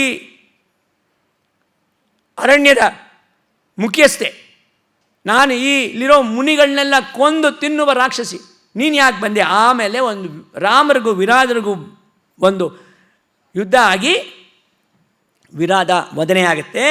ಆಮೇಲೆ ರಾಮರು ಭರದ್ವಾಜರ ಆಶ್ರಮಕ್ಕೆ ಹೋಗ್ತಾರೆ. ಭರದ್ವಾಜ ಆಶ್ರಮದಲ್ಲಿ ಭರದ್ವಾಜ ಹೇಳ್ತಾರೆ, ಅಲ್ಲಿ ಸ್ವಲ್ಪ ದೂರದಲ್ಲಿ ಸುತೀಕ್ಷ್ಣ ಮಹರ್ಷಿಗಳ ಆಶ್ರಮ ಇದೆ, ಅಲ್ಲಿ ಹೋಗು ಅಂತಾರೆ. ಇವಾಗ ಈ ಶರಭಂಗ ಆಶ್ರಮ ಮಧ್ಯಪ್ರದೇಶದಲ್ಲಿ ಈ ಸತಿ ಅನುಸೂಯ ಹೇಳದ್ನಲ್ಲ ಅದರ ಹತ್ರನೇ ಇದೆಯಂತೆ. ಸುತೀಕ್ಷ್ಣ ಜೊತೆ ಇದ್ದು ಮುಂದೆ ಒಂದು ಬಹಳ ಮುಖ್ಯವಾದ ಒಂದು ರಾಮಾಯಣದಲ್ಲೇ ನನ್ನ ಪ್ರಕಾರ ಬಹಳ ಮುಖ್ಯವಾದ ಒಂದು ಸರ್ಗ ಅದು. ದಂಡಕಾರಣ್ಯಕ್ಕೆ ಹೋಗ್ತಾ ಇದ್ದಾರಂತೆ. ರಾಮರು ಲಕ್ಷ್ಮಣರು ಅವರ ಬಿಲ್ಲು ಬಾಣ ಎಲ್ಲ ಇಟ್ಕೊಂಡು ಬಹಳ ಪೌರುಷದಿಂದ ಹೋಗ್ತಾ ಇದ್ದಂತೆ. ಆವಾಗ ಸೀತೆಗೆ ಯಾಕೋ ಮನಸ್ಸಿಗೆ ಬೇಜಾರು. ಸೀತೆ, ಇದು ಅರಣ್ಯಕಾಂಡದ 9ನೇ ಸರ್ಗ, ಬಹಳ ಮುಖ್ಯವಾದ ಸರ್ಗ. ಸೀತೆ ರಾಮರನ್ನ ಲಕ್ಷ್ಮಣ ನೋಡಿಬಿಟ್ಟು ಹೇಳ್ತಾರಂತೆ, ನೋಡು ನನಗೆ ಯಾಕೋ ಬಹಳ ಮನಸ್ಸಿಗೆ ಸಮಾಧಾನ ಇಲ್ಲ. ಏನಪ್ಪ ಅಂದರೆ, ಎಷ್ಟೇ ಧರ್ಮದಲ್ಲಿದ್ದರೂ ಎಷ್ಟೇ ಸಜ್ಜನರಿದ್ದರೂ ಅಧರ್ಮ ಅನ್ನೋದು ಗೊತ್ತಿಲ್ಲದೆ ಬಂದ್ಬಿಡುತ್ತೆ. ಅದರಿಂದ ಬಹಳ ಹುಷಾರಾಗಿರಬೇಕು. ನಾನು ಸಜ್ಜನ, ನನಗೇನು ಆಗೋದಿಲ್ಲ ಅನ್ನೋ ಭಾವನೆ ಇರಬಾರ್ದು. ಅಧರ್ಮ ಅನ್ನೋದು, ಕೆಟ್ಟ ಬುದ್ಧಿ ಅನ್ನೋದು ಹೇಗೆ ಬರುತ್ತೋ ಗೊತ್ತಾಗೋದಿಲ್ಲ. ಈ ಪ್ರಪಂಚದಲ್ಲಿ ಆಸೆ ಅನ್ನೋದಿದೆಯಲ್ಲ, ಅದು 3 ವಿಧವಾದ ಕೆಟ್ಟ ಗುಣಗಳನ್ನು ಉದ್ಭವನೆ ಮಾಡುತ್ತಂತೆ. ನಿವೃತ್ತೇನ ಶಕ್ಯೋಯಂ ವ್ಯಾಸನ್ ಕಾಮಜಾದಿಹ. ವ್ಯಾಸನ್, ಕಾಮ ಅನ್ನೋದು desire, will breed 3 bad qualities. 3ನ್ಯೇವ ವ್ಯಸನಾತ್ಯತ್ರ ಕಾಮಜಾನಿ ಭವಂತ್ಯತ. ಇದು ಸೀತೆ ರಾಮನ್ಗೆ ಹೇಳಿದ್ದು. ಈ desire will give occasion for 3 bad qualities. ಮಿಥ್ಯಾವಾಕ್ಯಂ, ಸುಳ್ಳು ಹೇಳೋದು. ಮಿಥ್ಯಾವಾಕ್ಯಂ ತು ಪರಮಂ ತಸ್ಮಾತ್ ಗುರುತರಾವುಭೌ. ಪರಧಾರಾಭಿಗಮನಂ ವಿನಾ ವೈರಂಚ ರೌದ್ರತೆ. ಅಂದರೆ ಎರಡನೇದು ಯಾವುದಪ್ಪ ಅಂದರೆ ಬೇರೆಯವರ ಹೆಂಡತಿಯ ಬಗ್ಗೆ ಆಸಕ್ತಿ, ಅದು 2ನೇ ತಪ್ಪು. 3ನೇದು ಯಾವುದಪ್ಪ ತಪ್ಪು ಅಂದರೆ ವಿನಾ ವೈರೇನ ರೌದ್ರತ. ಅಂದರೆ ನಾವು ಬೇರೆ ವೈರೇನೇ ಇಲ್ಲ, ಕಾರಣನೇ ಇಲ್ಲ, ಕಾರಣ ಇಲ್ಲದೆ ನಾವು ಬೇರೆಯವರ ಮೇಲೆ ಕಷ್ಟ ಕೊಡೋದು. ರಾಮ, ಮೊದಲನೇದ್ರ ಬಗ್ಗೆ ಏನು ಯೋಚನೆ ಇಲ್ಲ ನೀನು. ರಾಮೋ ನ ದ್ವಿಭಾಷತೆ. ರಾಮ 2 ವಿಷಯ ಮಾತಾಡೋದಿಲ್ಲ, ಅದೇನು ತೊಂದರೆ ಇಲ್ಲ. ಅದ್ರ ಬಗ್ಗೆ ನನಗೆ ಸಂಶಯನೇ ಇಲ್ಲ. ಎರಡನೇದ್ರ ಬಗ್ಗೆ ನನಗೆ ಒಂದು ಚೂರು ಸಂಶಯ ಇಲ್ಲ. ನಿನಗೆ ಆ ಥರ ಮನಸ್ಸೇ ಇಲ್ಲ, ನಿನಗೆ ಆ ಥರ ಬುದ್ಧಿನೇ ಇಲ್ಲ, ನಿನಗೆ ಆ ಥರ ಯೋಚನೆಯೇ ಬರೋದಿಲ್ಲ ಲೈಫಲ್ಲಿ. ಆದರೆ ಮೂರನೇದಿದೆಯಲ್ಲ, ಅದ್ರ ಬಗ್ಗೆ ನನಗೆ ಸ್ವಲ್ಪ ಸಂಶಯ ಇದೆ. ನಿನ್ನ ಕೈಲಿ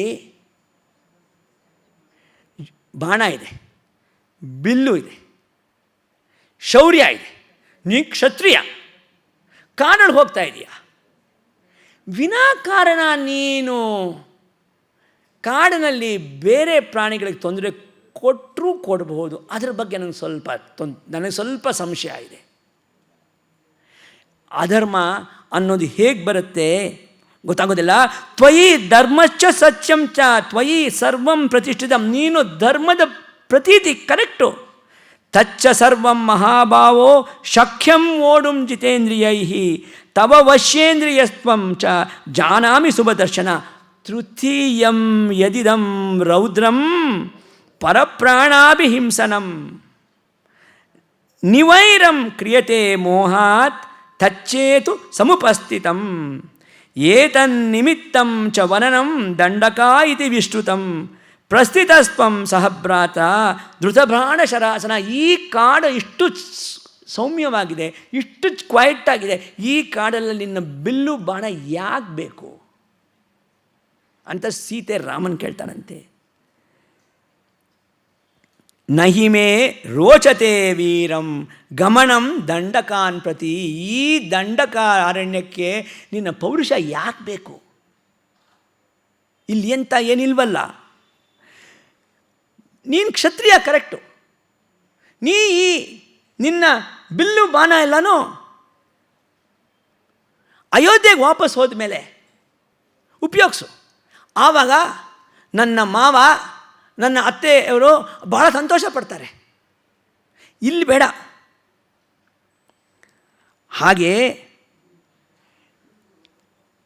ಕ್ವಂಚ ಶಸ್ತ್ರಂ ಕ್ವಂಚ ವನಂ ಕ್ವಂ ಚ ಕ್ಷಾತ್ರಂ ತಪಕ್ವಚ. ಈ ಅರಣ್ಯದಲ್ಲಿ ಬಿಲ್ಲು ಬಾಣ ಏಕೆ? ಶಸ್ತ್ರ ಯಾಕೆ ಬೇಕು? ನಿನ್ನ ಕ್ಷತ್ರಿಯ ಬುದ್ಧಿ ಯಾಕೆ ಬೇಕು? ಇಲ್ಲಿನ ತಪಸ್ಸಿಗೂ ನೀನು ತಂದಿರೋ ಆಯುಧಕ್ಕೂ ಸಂಬಂಧನೇ ಇಲ್ವಲ್ಲ ಅಂತ ಹೇಳ್ತಾರಂತೆ. ಅದಕ್ಕೋಸ್ಕರನೇ ಆಮೇಲೆ ಅಪರಾಧೇ ವಿನಾಹಂತುಂ ಲೋಕಂ ವೀರನಮಸ್ಯತೆ.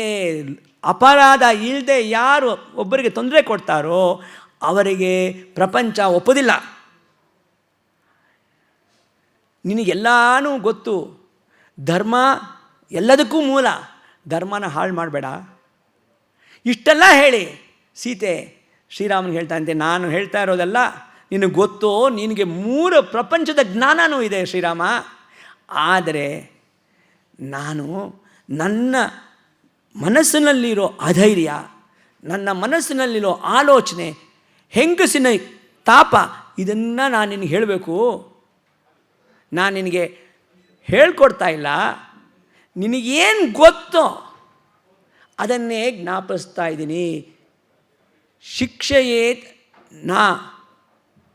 ನಾನು ನಿನಗೆ ಹೇಳ್ಕೊಡ್ತಾ ಇಲ್ಲ, ಸ್ಮಾರಯೇತ್ವಂ, ನಿನಗೆ ಜ್ಞಾಪಿಸ್ಕೊಡ್ತಾ ಇದ್ದೀನಿ ಶ್ರೀರಾಮ ಅಂತಾನೆ.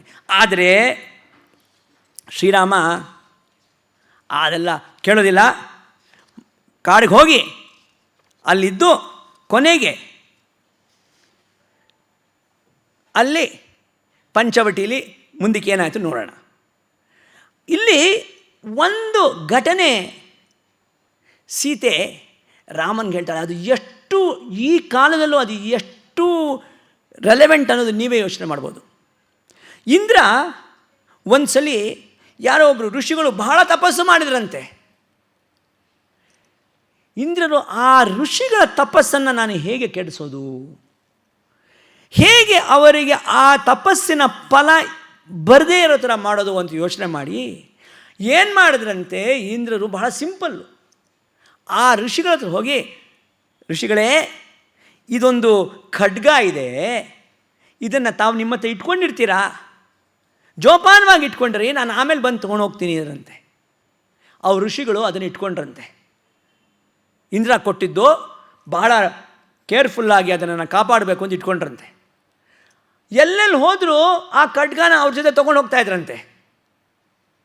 ಕೊನೆಗೆ ಆ ಖಡ್ಗನ ನೋಡಿ ನೋಡಿ ನೋಡಿ ಅವರಿಗೆ ಆ ಕ್ರೂರತೆ ಅವರಲ್ಲೇ ಬಂದು ಅವರ ಮಾಡಿದ ತಪಸ್ಸು, ಅದರ ಫಲ ಎಲ್ಲ ಹಾಳಾಯ್ತಂತೆ.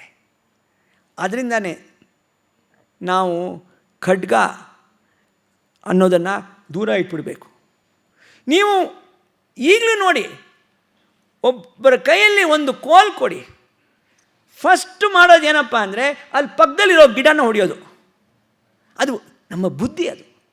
ಅದಕ್ಕೋಸ್ಕರ ಸೀತೆ ಹೇಳ್ತಾರೆ, ಮಾಡಬೇಡ, ಈ ಬಾಣ ಬಿಲ್ಲು ಎಲ್ಲ ಬೇಕಾಗಿಲ್ಲ, ನಿನ್ನ ಜೊತೆ ಇದ್ರೇ ಬುದ್ಧಿ ಕೆಟ್ಟೋಗುತ್ತೆ.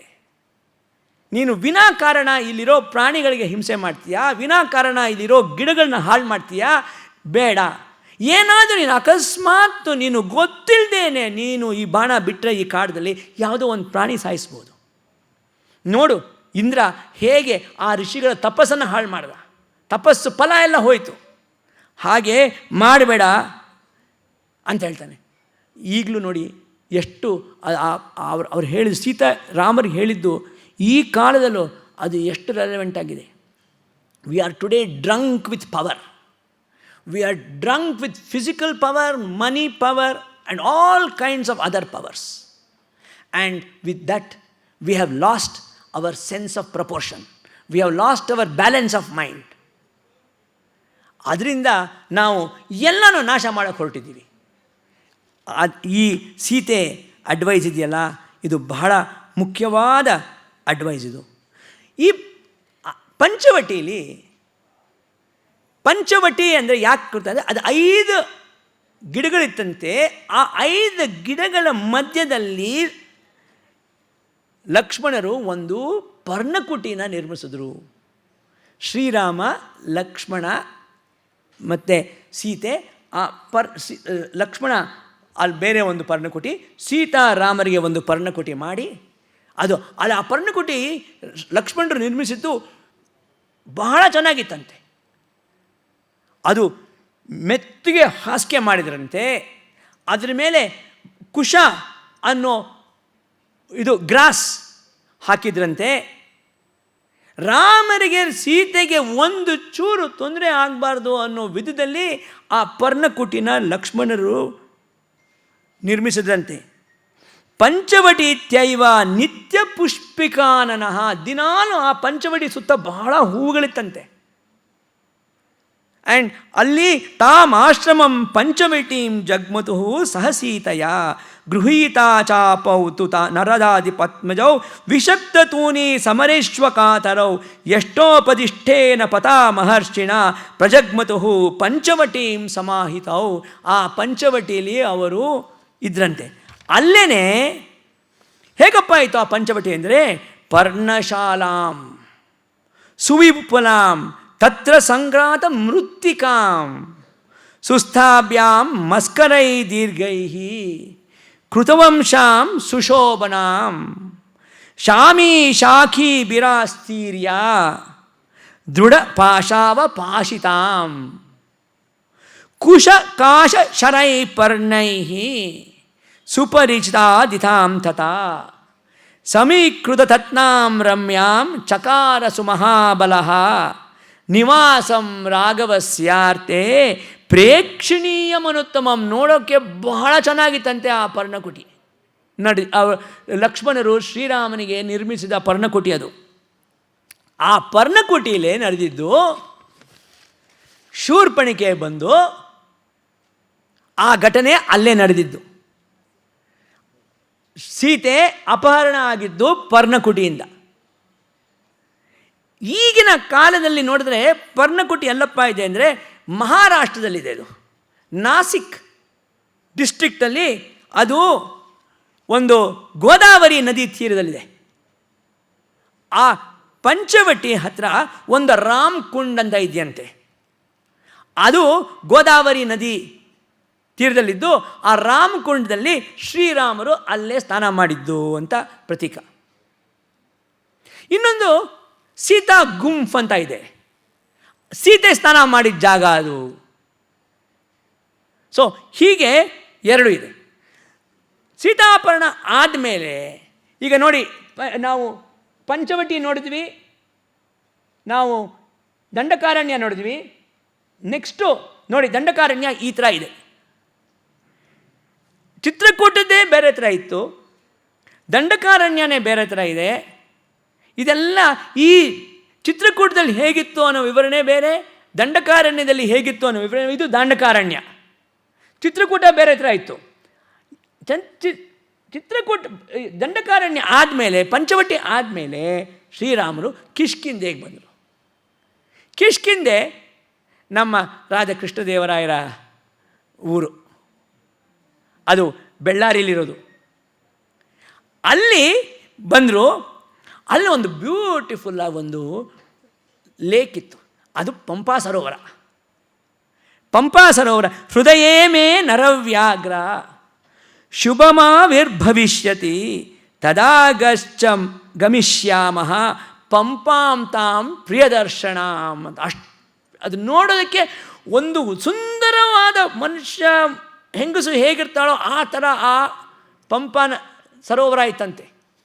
ಆ ಪಂಪಾ ಸರೋವರಕ್ಕೆ ಬಂದು ಅಲ್ಲಿ ಆ ಪಂಪಾ ಸರೋವರದಲ್ಲಿ ಶಬರಿ ಘಟನೆ ನಡೆದಿದೆ. ಪಂಪಾ ಸರೋವರದಲ್ಲಿ ಆ ಪಂಪಾ ಸರೋವರದ ಸುತ್ತಮುತ್ತ ಇರೋ ಹಣ್ಣುಗಳನ್ನು ಶಬರಿ ತಿಂದು ಶ್ರೀರಾಮನಿಗೆ ಅರ್ಪಣೆ ಮಾಡಿದ್ದು ಅದೇ ಜಾಗದಲ್ಲಿ. ಅದು ಕಿಷ್ಕಿಂಧೆ. ಕಿಷ್ಕಿಂಧೆಯಲ್ಲಿ ನಿಮಗೆಲ್ಲ ಗೊತ್ತಿರೋ ಹಾಗೆ ರಾಮರಿಗೆ ಸುಗ್ರೀವರಿಗೆ ಸಖ್ಯ ಆಗಿತ್ತು. ಅದು ಸುಂದರಕಾಂಡದಲ್ಲಿ ಮುಂದೆ ಕಿಷ್ಕಿಂಧೆಗೆ ಹೋದರೆ, ಕಿಷ್ಕಿಂಧೆ ಆದಮೇಲೆ ಇದಾದಮೇಲೆ ನಮಗೆ ರಾಮಾಯಣದಲ್ಲಿ ಸುಂದರಕಾಂಡ ಬರುತ್ತೆ. ಸುಂದರಕಾಂಡದಲ್ಲಿ ನಿಮಗೆಲ್ಲ ಗೊತ್ತಿರೋ ಹಾಗೆ ಆಂಜನೇಯ ಲಂಕೆಗೆ ಹೋಗಿ ಅಲ್ಲಿ ಅಶೋಕವನದಲ್ಲಿ ಸೀತೆಯನ್ನು ಕಂಡಿದ್ದು. ಆಮೇಲೆ ವಾಪಸ್ ಬರಬೇಕಾದ್ರೆ ಮಧುವನದಲ್ಲಿ ಅವರು ಹೇಗೆ ಅಲ್ಲಿರೋ ಗಿಡ ಎಲ್ಲ ಹಾಳು ಮಾಡಿ ಅಲ್ಲಿರೋ ಜೇನುತುಪ್ಪ ಎಲ್ಲ ಕುಡಿದು ಈ ಕಪಿಗಳ ಸೈನ್ಯ ಶ್ರೀರಾಮನ ಹತ್ರ ವಾಪಸ್ ಬಂದು ಸೀತೆಯನ್ನು ನೋಡಿದೆ ಅಂತ ರಿಪೋರ್ಟ್ ಮಾಡೋದು. ನೋಡಿ ಎಷ್ಟಾಯಿತು. ಮಧುವನ ಆಯಿತು, ಅಶೋಕವನ ಆಯಿತು, ಪಂಪಾ ಸರೋವರ ಆಯಿತು, ಪಂಚವಟಿ ಆಯಿತು, ದಂಡಕಾರಣ್ಯ ಆಯಿತು, ಚಿತ್ರಕೂಟ ಆಯಿತು, ತಾಟಕ ಆಯಿತು. ಈ ದಂಡಕಾರಣ್ಯ ಹೇಗಿದೆ ನೋಡಿ, ಇದು ಪಂಚವಟಿ. ಪಂಚವಟಿ ನೋಡಿ ಹೇಗಿದೆ, ಎಷ್ಟು ಡಿಫ್ರೆನ್ಸ್ ಆಗಿದೆ ನೋಡಿ ಪಂಚವಟಿ ಕಾಡು. ಹಾಗೆಯೇ ಈ ಚಿತ್ರದಲ್ಲಿ ನಿಮಗೆ ಕೆಳಗೆ ತನಕ ಕಿಷ್ಕಿಂಧೆ ಆ ಗ್ರೀನ್ ಇದೆಯಲ್ಲ, ಅದು ಕಿಷ್ಕಿಂಧೆ ಕಾಡು. ಆ್ಯಂಡ್ ಕಿಷ್ಕಿಂಧೆ ಈ ಥರ ಇದೆ ಕಾಡು. ಕಿಷ್ಕಿಂಧೆ ಕಾಡು ಈ ಥರ ಇದೆ. ಒಂದೊಂದು ಕಾಡು ಒಂದೊಂದು different type. That is the beauty of the description in Ramayana. ಆಮೇಲೆ ಇನ್ನೊಂದು ಯುದ್ಧ ನಡೀತಾ ಇದೆ. ಲಕ್ಷ್ಮಣನಿಗೆ ಬಹಳ ಗಾಯ ಆಗಿದೆ. ಈಗ ಅಲ್ಲಿ ಸುಷೇಣ ಅವರು ವೈದ್ಯರು ಆಂಜನೇಯನ ಹೇಳ್ತಾನೆ, ನೀನು ಹಿಮಾಲಯ ದ್ರೋಣಗಿರಿ ಪರ್ವತಕ್ಕೆ ಹೋಗಿ ಸಂಜೀವಿನಿ ತರಬೇಕು, 4 ವಿಧವಾದ ಸಂಜೀವಿನಿ ತರಬೇಕು ಅಂತಾರೆ. ಯಾವುದಪ್ಪ ಅಂದರೆ ಮೃತ ಸಂಜೀವಿನಿ, ಅಂದರೆ ಆ ಮೂಲಿಕೆಯಿಂದ to bring the dead back to life, ಪುನರ್ಜೀವನ, ಮೃತ್ಯುವಿಂದ ಜೀವನ. That is first Mriti Sanjeevani. Next ವಿಷಯಕಾರಿಣಿ, ಅಂದರೆ ಗಾಯ ಎಲ್ಲ ವಾಸಿ ಮಾಡಬೇಕಲ್ಲ, ಬರೀ ಜೀವ ವಾಪಸ್ ಬಂದರೆ ಏನೋ ಗಾಯ ಆಗಿದೆಯಲ್ಲ, ಗಾಯ ಎಲ್ಲ ವಾಸಿ ಮಾಡಬೇಕಲ್ಲ. This is a herb used to cure all the wounds caused by the weapons. ಮೂರನೇದು ಸುವರ್ಣಕರಣಿ. ಸುವರ್ಣಕರಣಿ ಅಂದರೆ ನಮ್ಮ ದೇಹಕ್ಕೆ ಶಕ್ತಿ ವಾಪಸ್ ತರುವಂಥದ್ದು. ಇದು ಮೂರನೇ ಮೂಲಿಕೆ ತರಬೇಕು ಅಂತ ಇವರು ಸುಷೇಣರು ಇವರು ಹೇಳ್ತಾರೆ, ಆಂಜನೇಯರು ಹೇಳ್ತಾರೆ.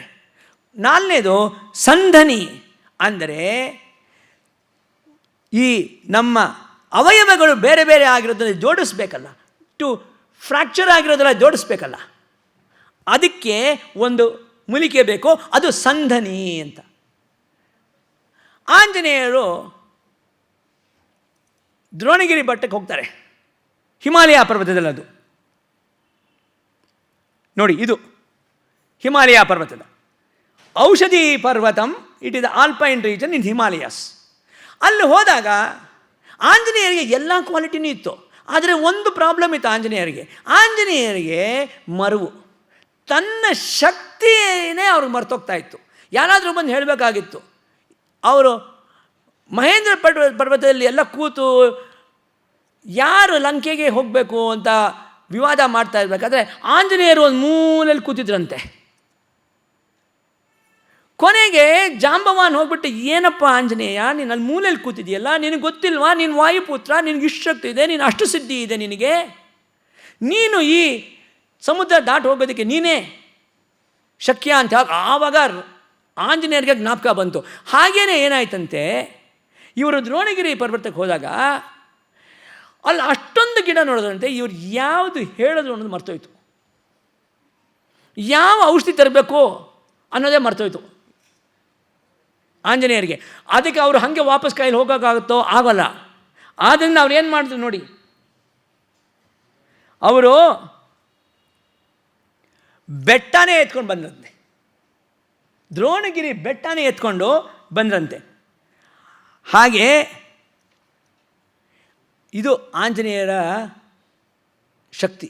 ಬೆಟ್ಟನೇ ತಂದುಬಿಟ್ರು, ಎಲ್ಲ ಅಲ್ಲಿರೋ ಮೂಲಿಕೆ ಎಲ್ಲ ತಂದು ಒಪ್ಪಿಸ್ಬಿಟ್ರು, ಏನು ಬೇಕಾದ್ರೆ ತಗೊಳಪ್ಪ ಅಂತ. ಹೀಗೆ ರಾಮರು ಎಲ್ಲ ಕಾಡಿನಲ್ಲೂ ಪ್ರಯಾಣ ಮಾಡಿ ಕೊನೆಗೆ ಲಂಕೆಗೆ ಬಂದು ಲಂಕೆಯಲ್ಲಿ ಯುದ್ಧ ಆಯಿತು. ಮುಂದಿನ ಕತೆ ನಿಮಗೆಲ್ಲ ಗೊತ್ತು. ಒಂದು ಬದರಿ ವೃಕ್ಷ ಅಂತ ನಿಮಗೆಲ್ಲ ಗೊತ್ತಿರುತ್ತೆ. ಅದು ಬಹಳ ಪವಿತ್ರವಾದ ಮರ. ರಾಮರು ಲಕ್ಷ್ಮಣರು ಸೀತೆಯನ್ನು ಹುಡ್ಕೊಂಡು ಹೋಗ್ತಾ ಇದ್ರಂತೆ. ಆವಾಗ ಈ ಬದರಿ ವೃಕ್ಷ ನೋಡಿದ್ರಂತೆ. ರಾಮರು ಬದರಿ ವೃಕ್ಷನ ಕೇಳಿದ್ರಂತೆ, ಬದರಿ ವೃಕ್ಷ ನೀ ಸೀತೆನ ನೋಡಿದೀಯಾ ಅಂತ.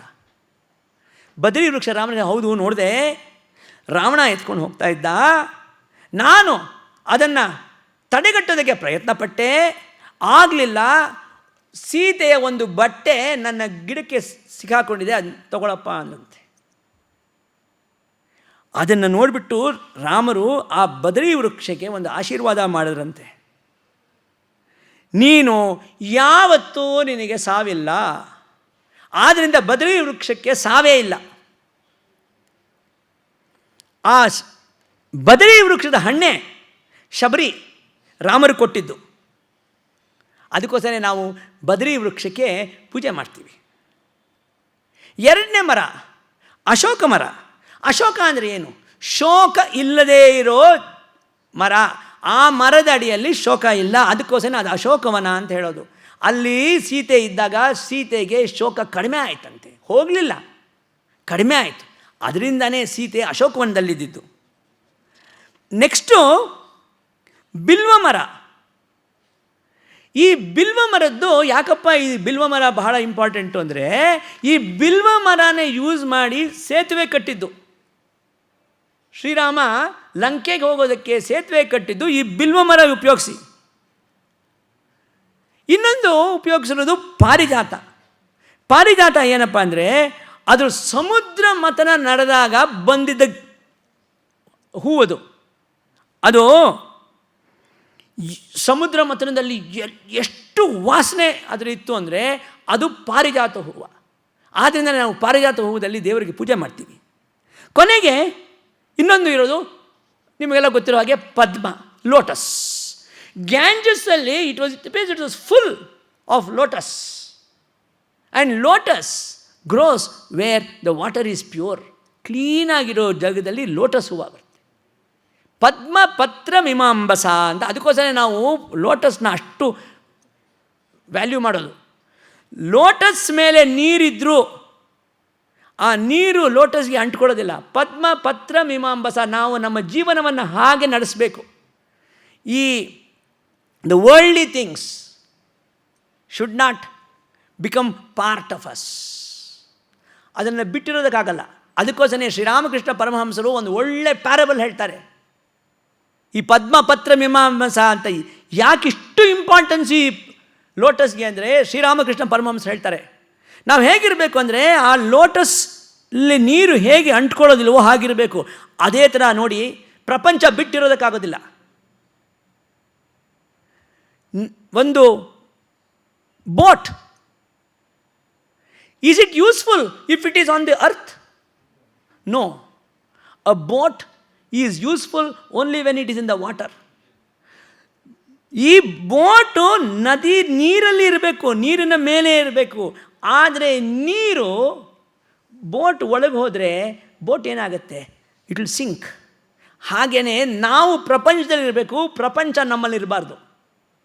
That is the significance to lotus also.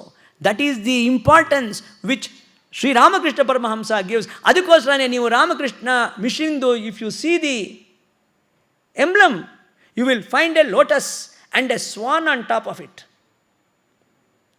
ಒಂದು ಹಂಸ ಎಷ್ಟೇ ಬಿಳಿ ಇದ್ದರೂ, ಅದು ಕೊಚ್ಚೆ ನೀರಲ್ಲಿದ್ದರೂ ಆ ಕೊಚ್ಚೆ ಆ ಹಂಸಕ್ಕೆ ತಗೊಳ್ಳಲ್ಲ. ಅದಕ್ಕೋಸ್ಕರನೇ ರಾಮಕೃಷ್ಣ ಪರಮಹಂಸದ ಸಿಂಬಲ್ನೇ ಅದು, ಒಂದು lotus with a swan on top of it. That is the significance of lotus, that is the importance of lotus. And ಈ ಪಂಪಾ ನದಿಯಲ್ಲಿ ಸುತ್ತಮುತ್ತ ಬಹಳ ಮ್ಯಾಂಗೋ ಟ್ರೀಸ್ ಇತ್ತಂತೆ. That is the importance of a mango tree as described in the Ramayana with reference to the Pampa. ಇನ್ನೊಂದು, ನಾವು ಹುಣಸೆ ಮರ, ನಾವೀಗ ಹುಣಸೆ ಮರದ ಎಲೆ ನೋಡಿದ್ದೀವಲ್ಲ, ಚಿಕ್ಕ ಚಿಕ್ಕದು. ಇಟ್ ಮೀನ್ಸ್ ಮೊದಲು ಆ ಎಲೆ ದೊಡ್ಡದಾಗಿತ್ತಂತೆ, ಬ್ರಾಡಾಗಿತ್ತಂತೆ. ಅದು ಶ್ರೀರಾಮನಿಗೆ ಮಳೆ ಗಾಳಿಯಿಂದ ಒಂದು ತಂಪು ಕೊಡ್ತಾ ಇದ್ದಂತೆ.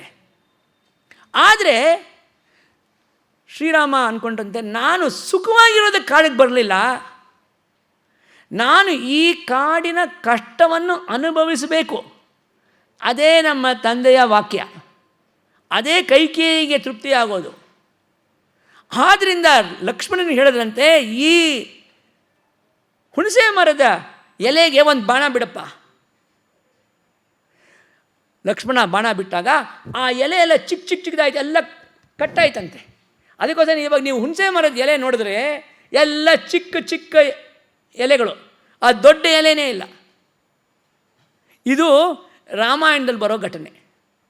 ಲಕ್ಷ್ಮಣ ಆ ಹುಣಸೆ ಮರದ ಎಲೆಗೆ ಬಾಣ ಬಿಟ್ಟು ಎಲೆ ಎಲ್ಲ ಕಟ್ಟಾಗಿ ಚಿಕ್ಕದಾಯ್ತಂತೆ.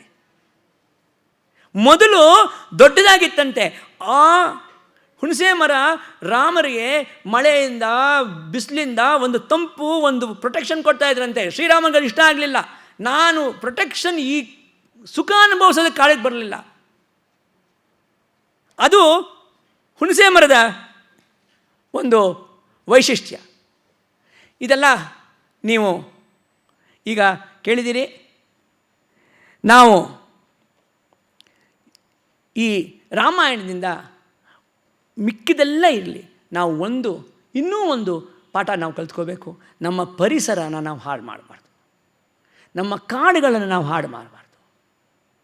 ಅದನ್ನು, ಆ ಮೆಸೇಜು ನಾವು ಕಳಿಸೋದಕ್ಕೆ ನಾವು ಇದನ್ನು ಈ ಥರ ಸೃಷ್ಟಿ ಮಾಡಿರೋದು.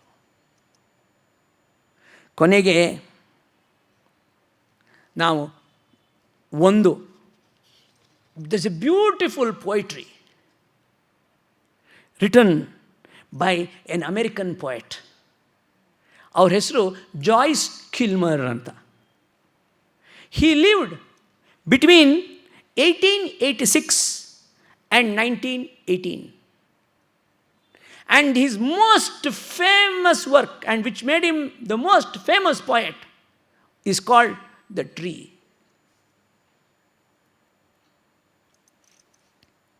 This is how it is. I think that I shall never see a poem as lovely as a tree. A tree whose hungry mouth is pressed against the earth's sweet flowing breast.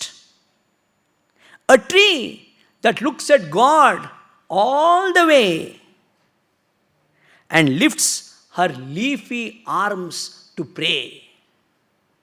A tree that may in summer wear a nest of robins in her hair.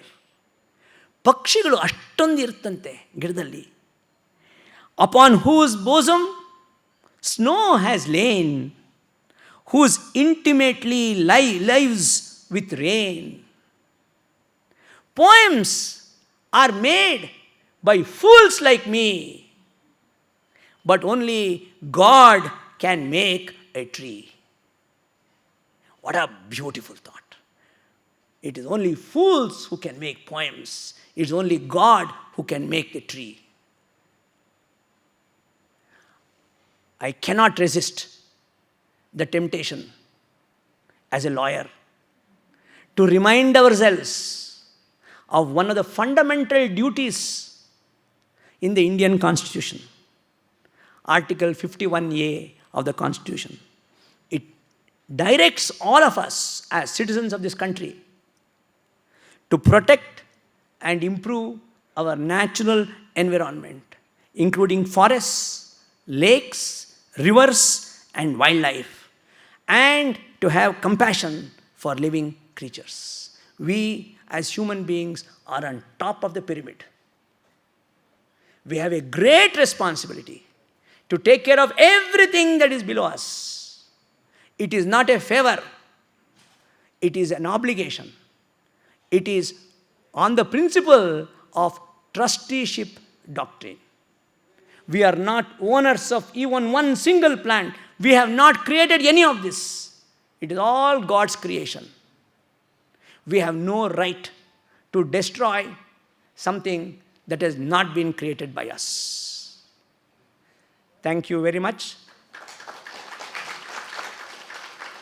एवमेतत् पुरावृत्तं व्याख्यातं भद्रमस्तु वः प्रस्रावृविश्रब्दं बलं विष्णो प्रवर्धतां लाभस्तेषां जयस्तेषां कृतस्तेषां पराभवः येषामिरिन्दीरवश्यामो हृदये सुप्रतिष्ठितः काले वर्षतु पर्जन्यः पृथिवी सस्यशालिनी देशोऽयं क्षोभरहितो ब्राह्मणाः सन्तु निर्भयाः कावेरी वर्धतां काले काले वर्षतु वासवः श्रीरङ्गनाथो जयतु श्रीरङ्गश्रीश्च वर्धतां स्वस्तिः प्रजाभ्यः परिपालयन्तां न्यायेन मार्गेण महिं महिषाः गोब्राह्मणेभ्यः शुभमस्तु नित्यं लोकाः समस्ताः सुखिनो भवन्तु मङ्गलं कौसलेन्द्राय महनीयगुणाब्धये चक्रवर्तितनूजाय सार्वभौमाय मङ्गलं वेदवेदान्तवेद्याय मेघश्यामलमूर्तये पुंसां मोहनरूपाय पुण्यश्लोकाय मङ्गलं विश्वामित्रान्तरङ्गाय मिथिलानगरीपतेः भाग्यानां परिपाकाय भव्यरूपाय मङ्गलं पितृभक्ताय सततं सातृभिः सह सीतया नन्दिताखिललोकाय रामभद्राय मङ्गलं त्यक्तसाकेतवासाय चित्रकूटविहारिणे सेव्याय सर्वयमिनां धीरोधाराय मङ्गलं सौमित्रिणा च जानक्या चापाबाणसिधारिणे संसेव्याय सदा भक्त्या स्वामिने मम मङ्गलं दण्डकारण्यवासाय खण्डितामरशत्रवे गृध्रराजाय भक्ताय मुक्तिदायास्तु मङ्गलं सादरं शबरीदत्तं फलमूलाभिलाषणे सौलभ्यपरिपूर्णाय सत्त्वोद्रिक्ताय मङ्गलं हनुमत्समवेताय हरीशाभीष्टदायिने वालिप्रमथनायास्तु महाधीराय मङ्गलं श्रीमते रघुवीराय सेतुल्लङ्घितसिन्धवे जितराक्षसराजाय रणधीराय मङ्गलम् आसाद्यनगरीं दिव्यामभिषिक्ताय सीतया राजाधिराजराजाय रामभद्राय मङ्गलं मङ्गलाशासनपरैः मदाचार्यपुरोगमैः सर्वैश्च पूर्वैः आचार्यैः सत्कृतायास्तु मङ्गलम्. Raghavan sir, thank you so much for a different dimension of Ramayana. Never ever heard anything like that before. So our gratitude and thanks to you. Thank you very much. Have a beautiful day. Thank you, Your Highness.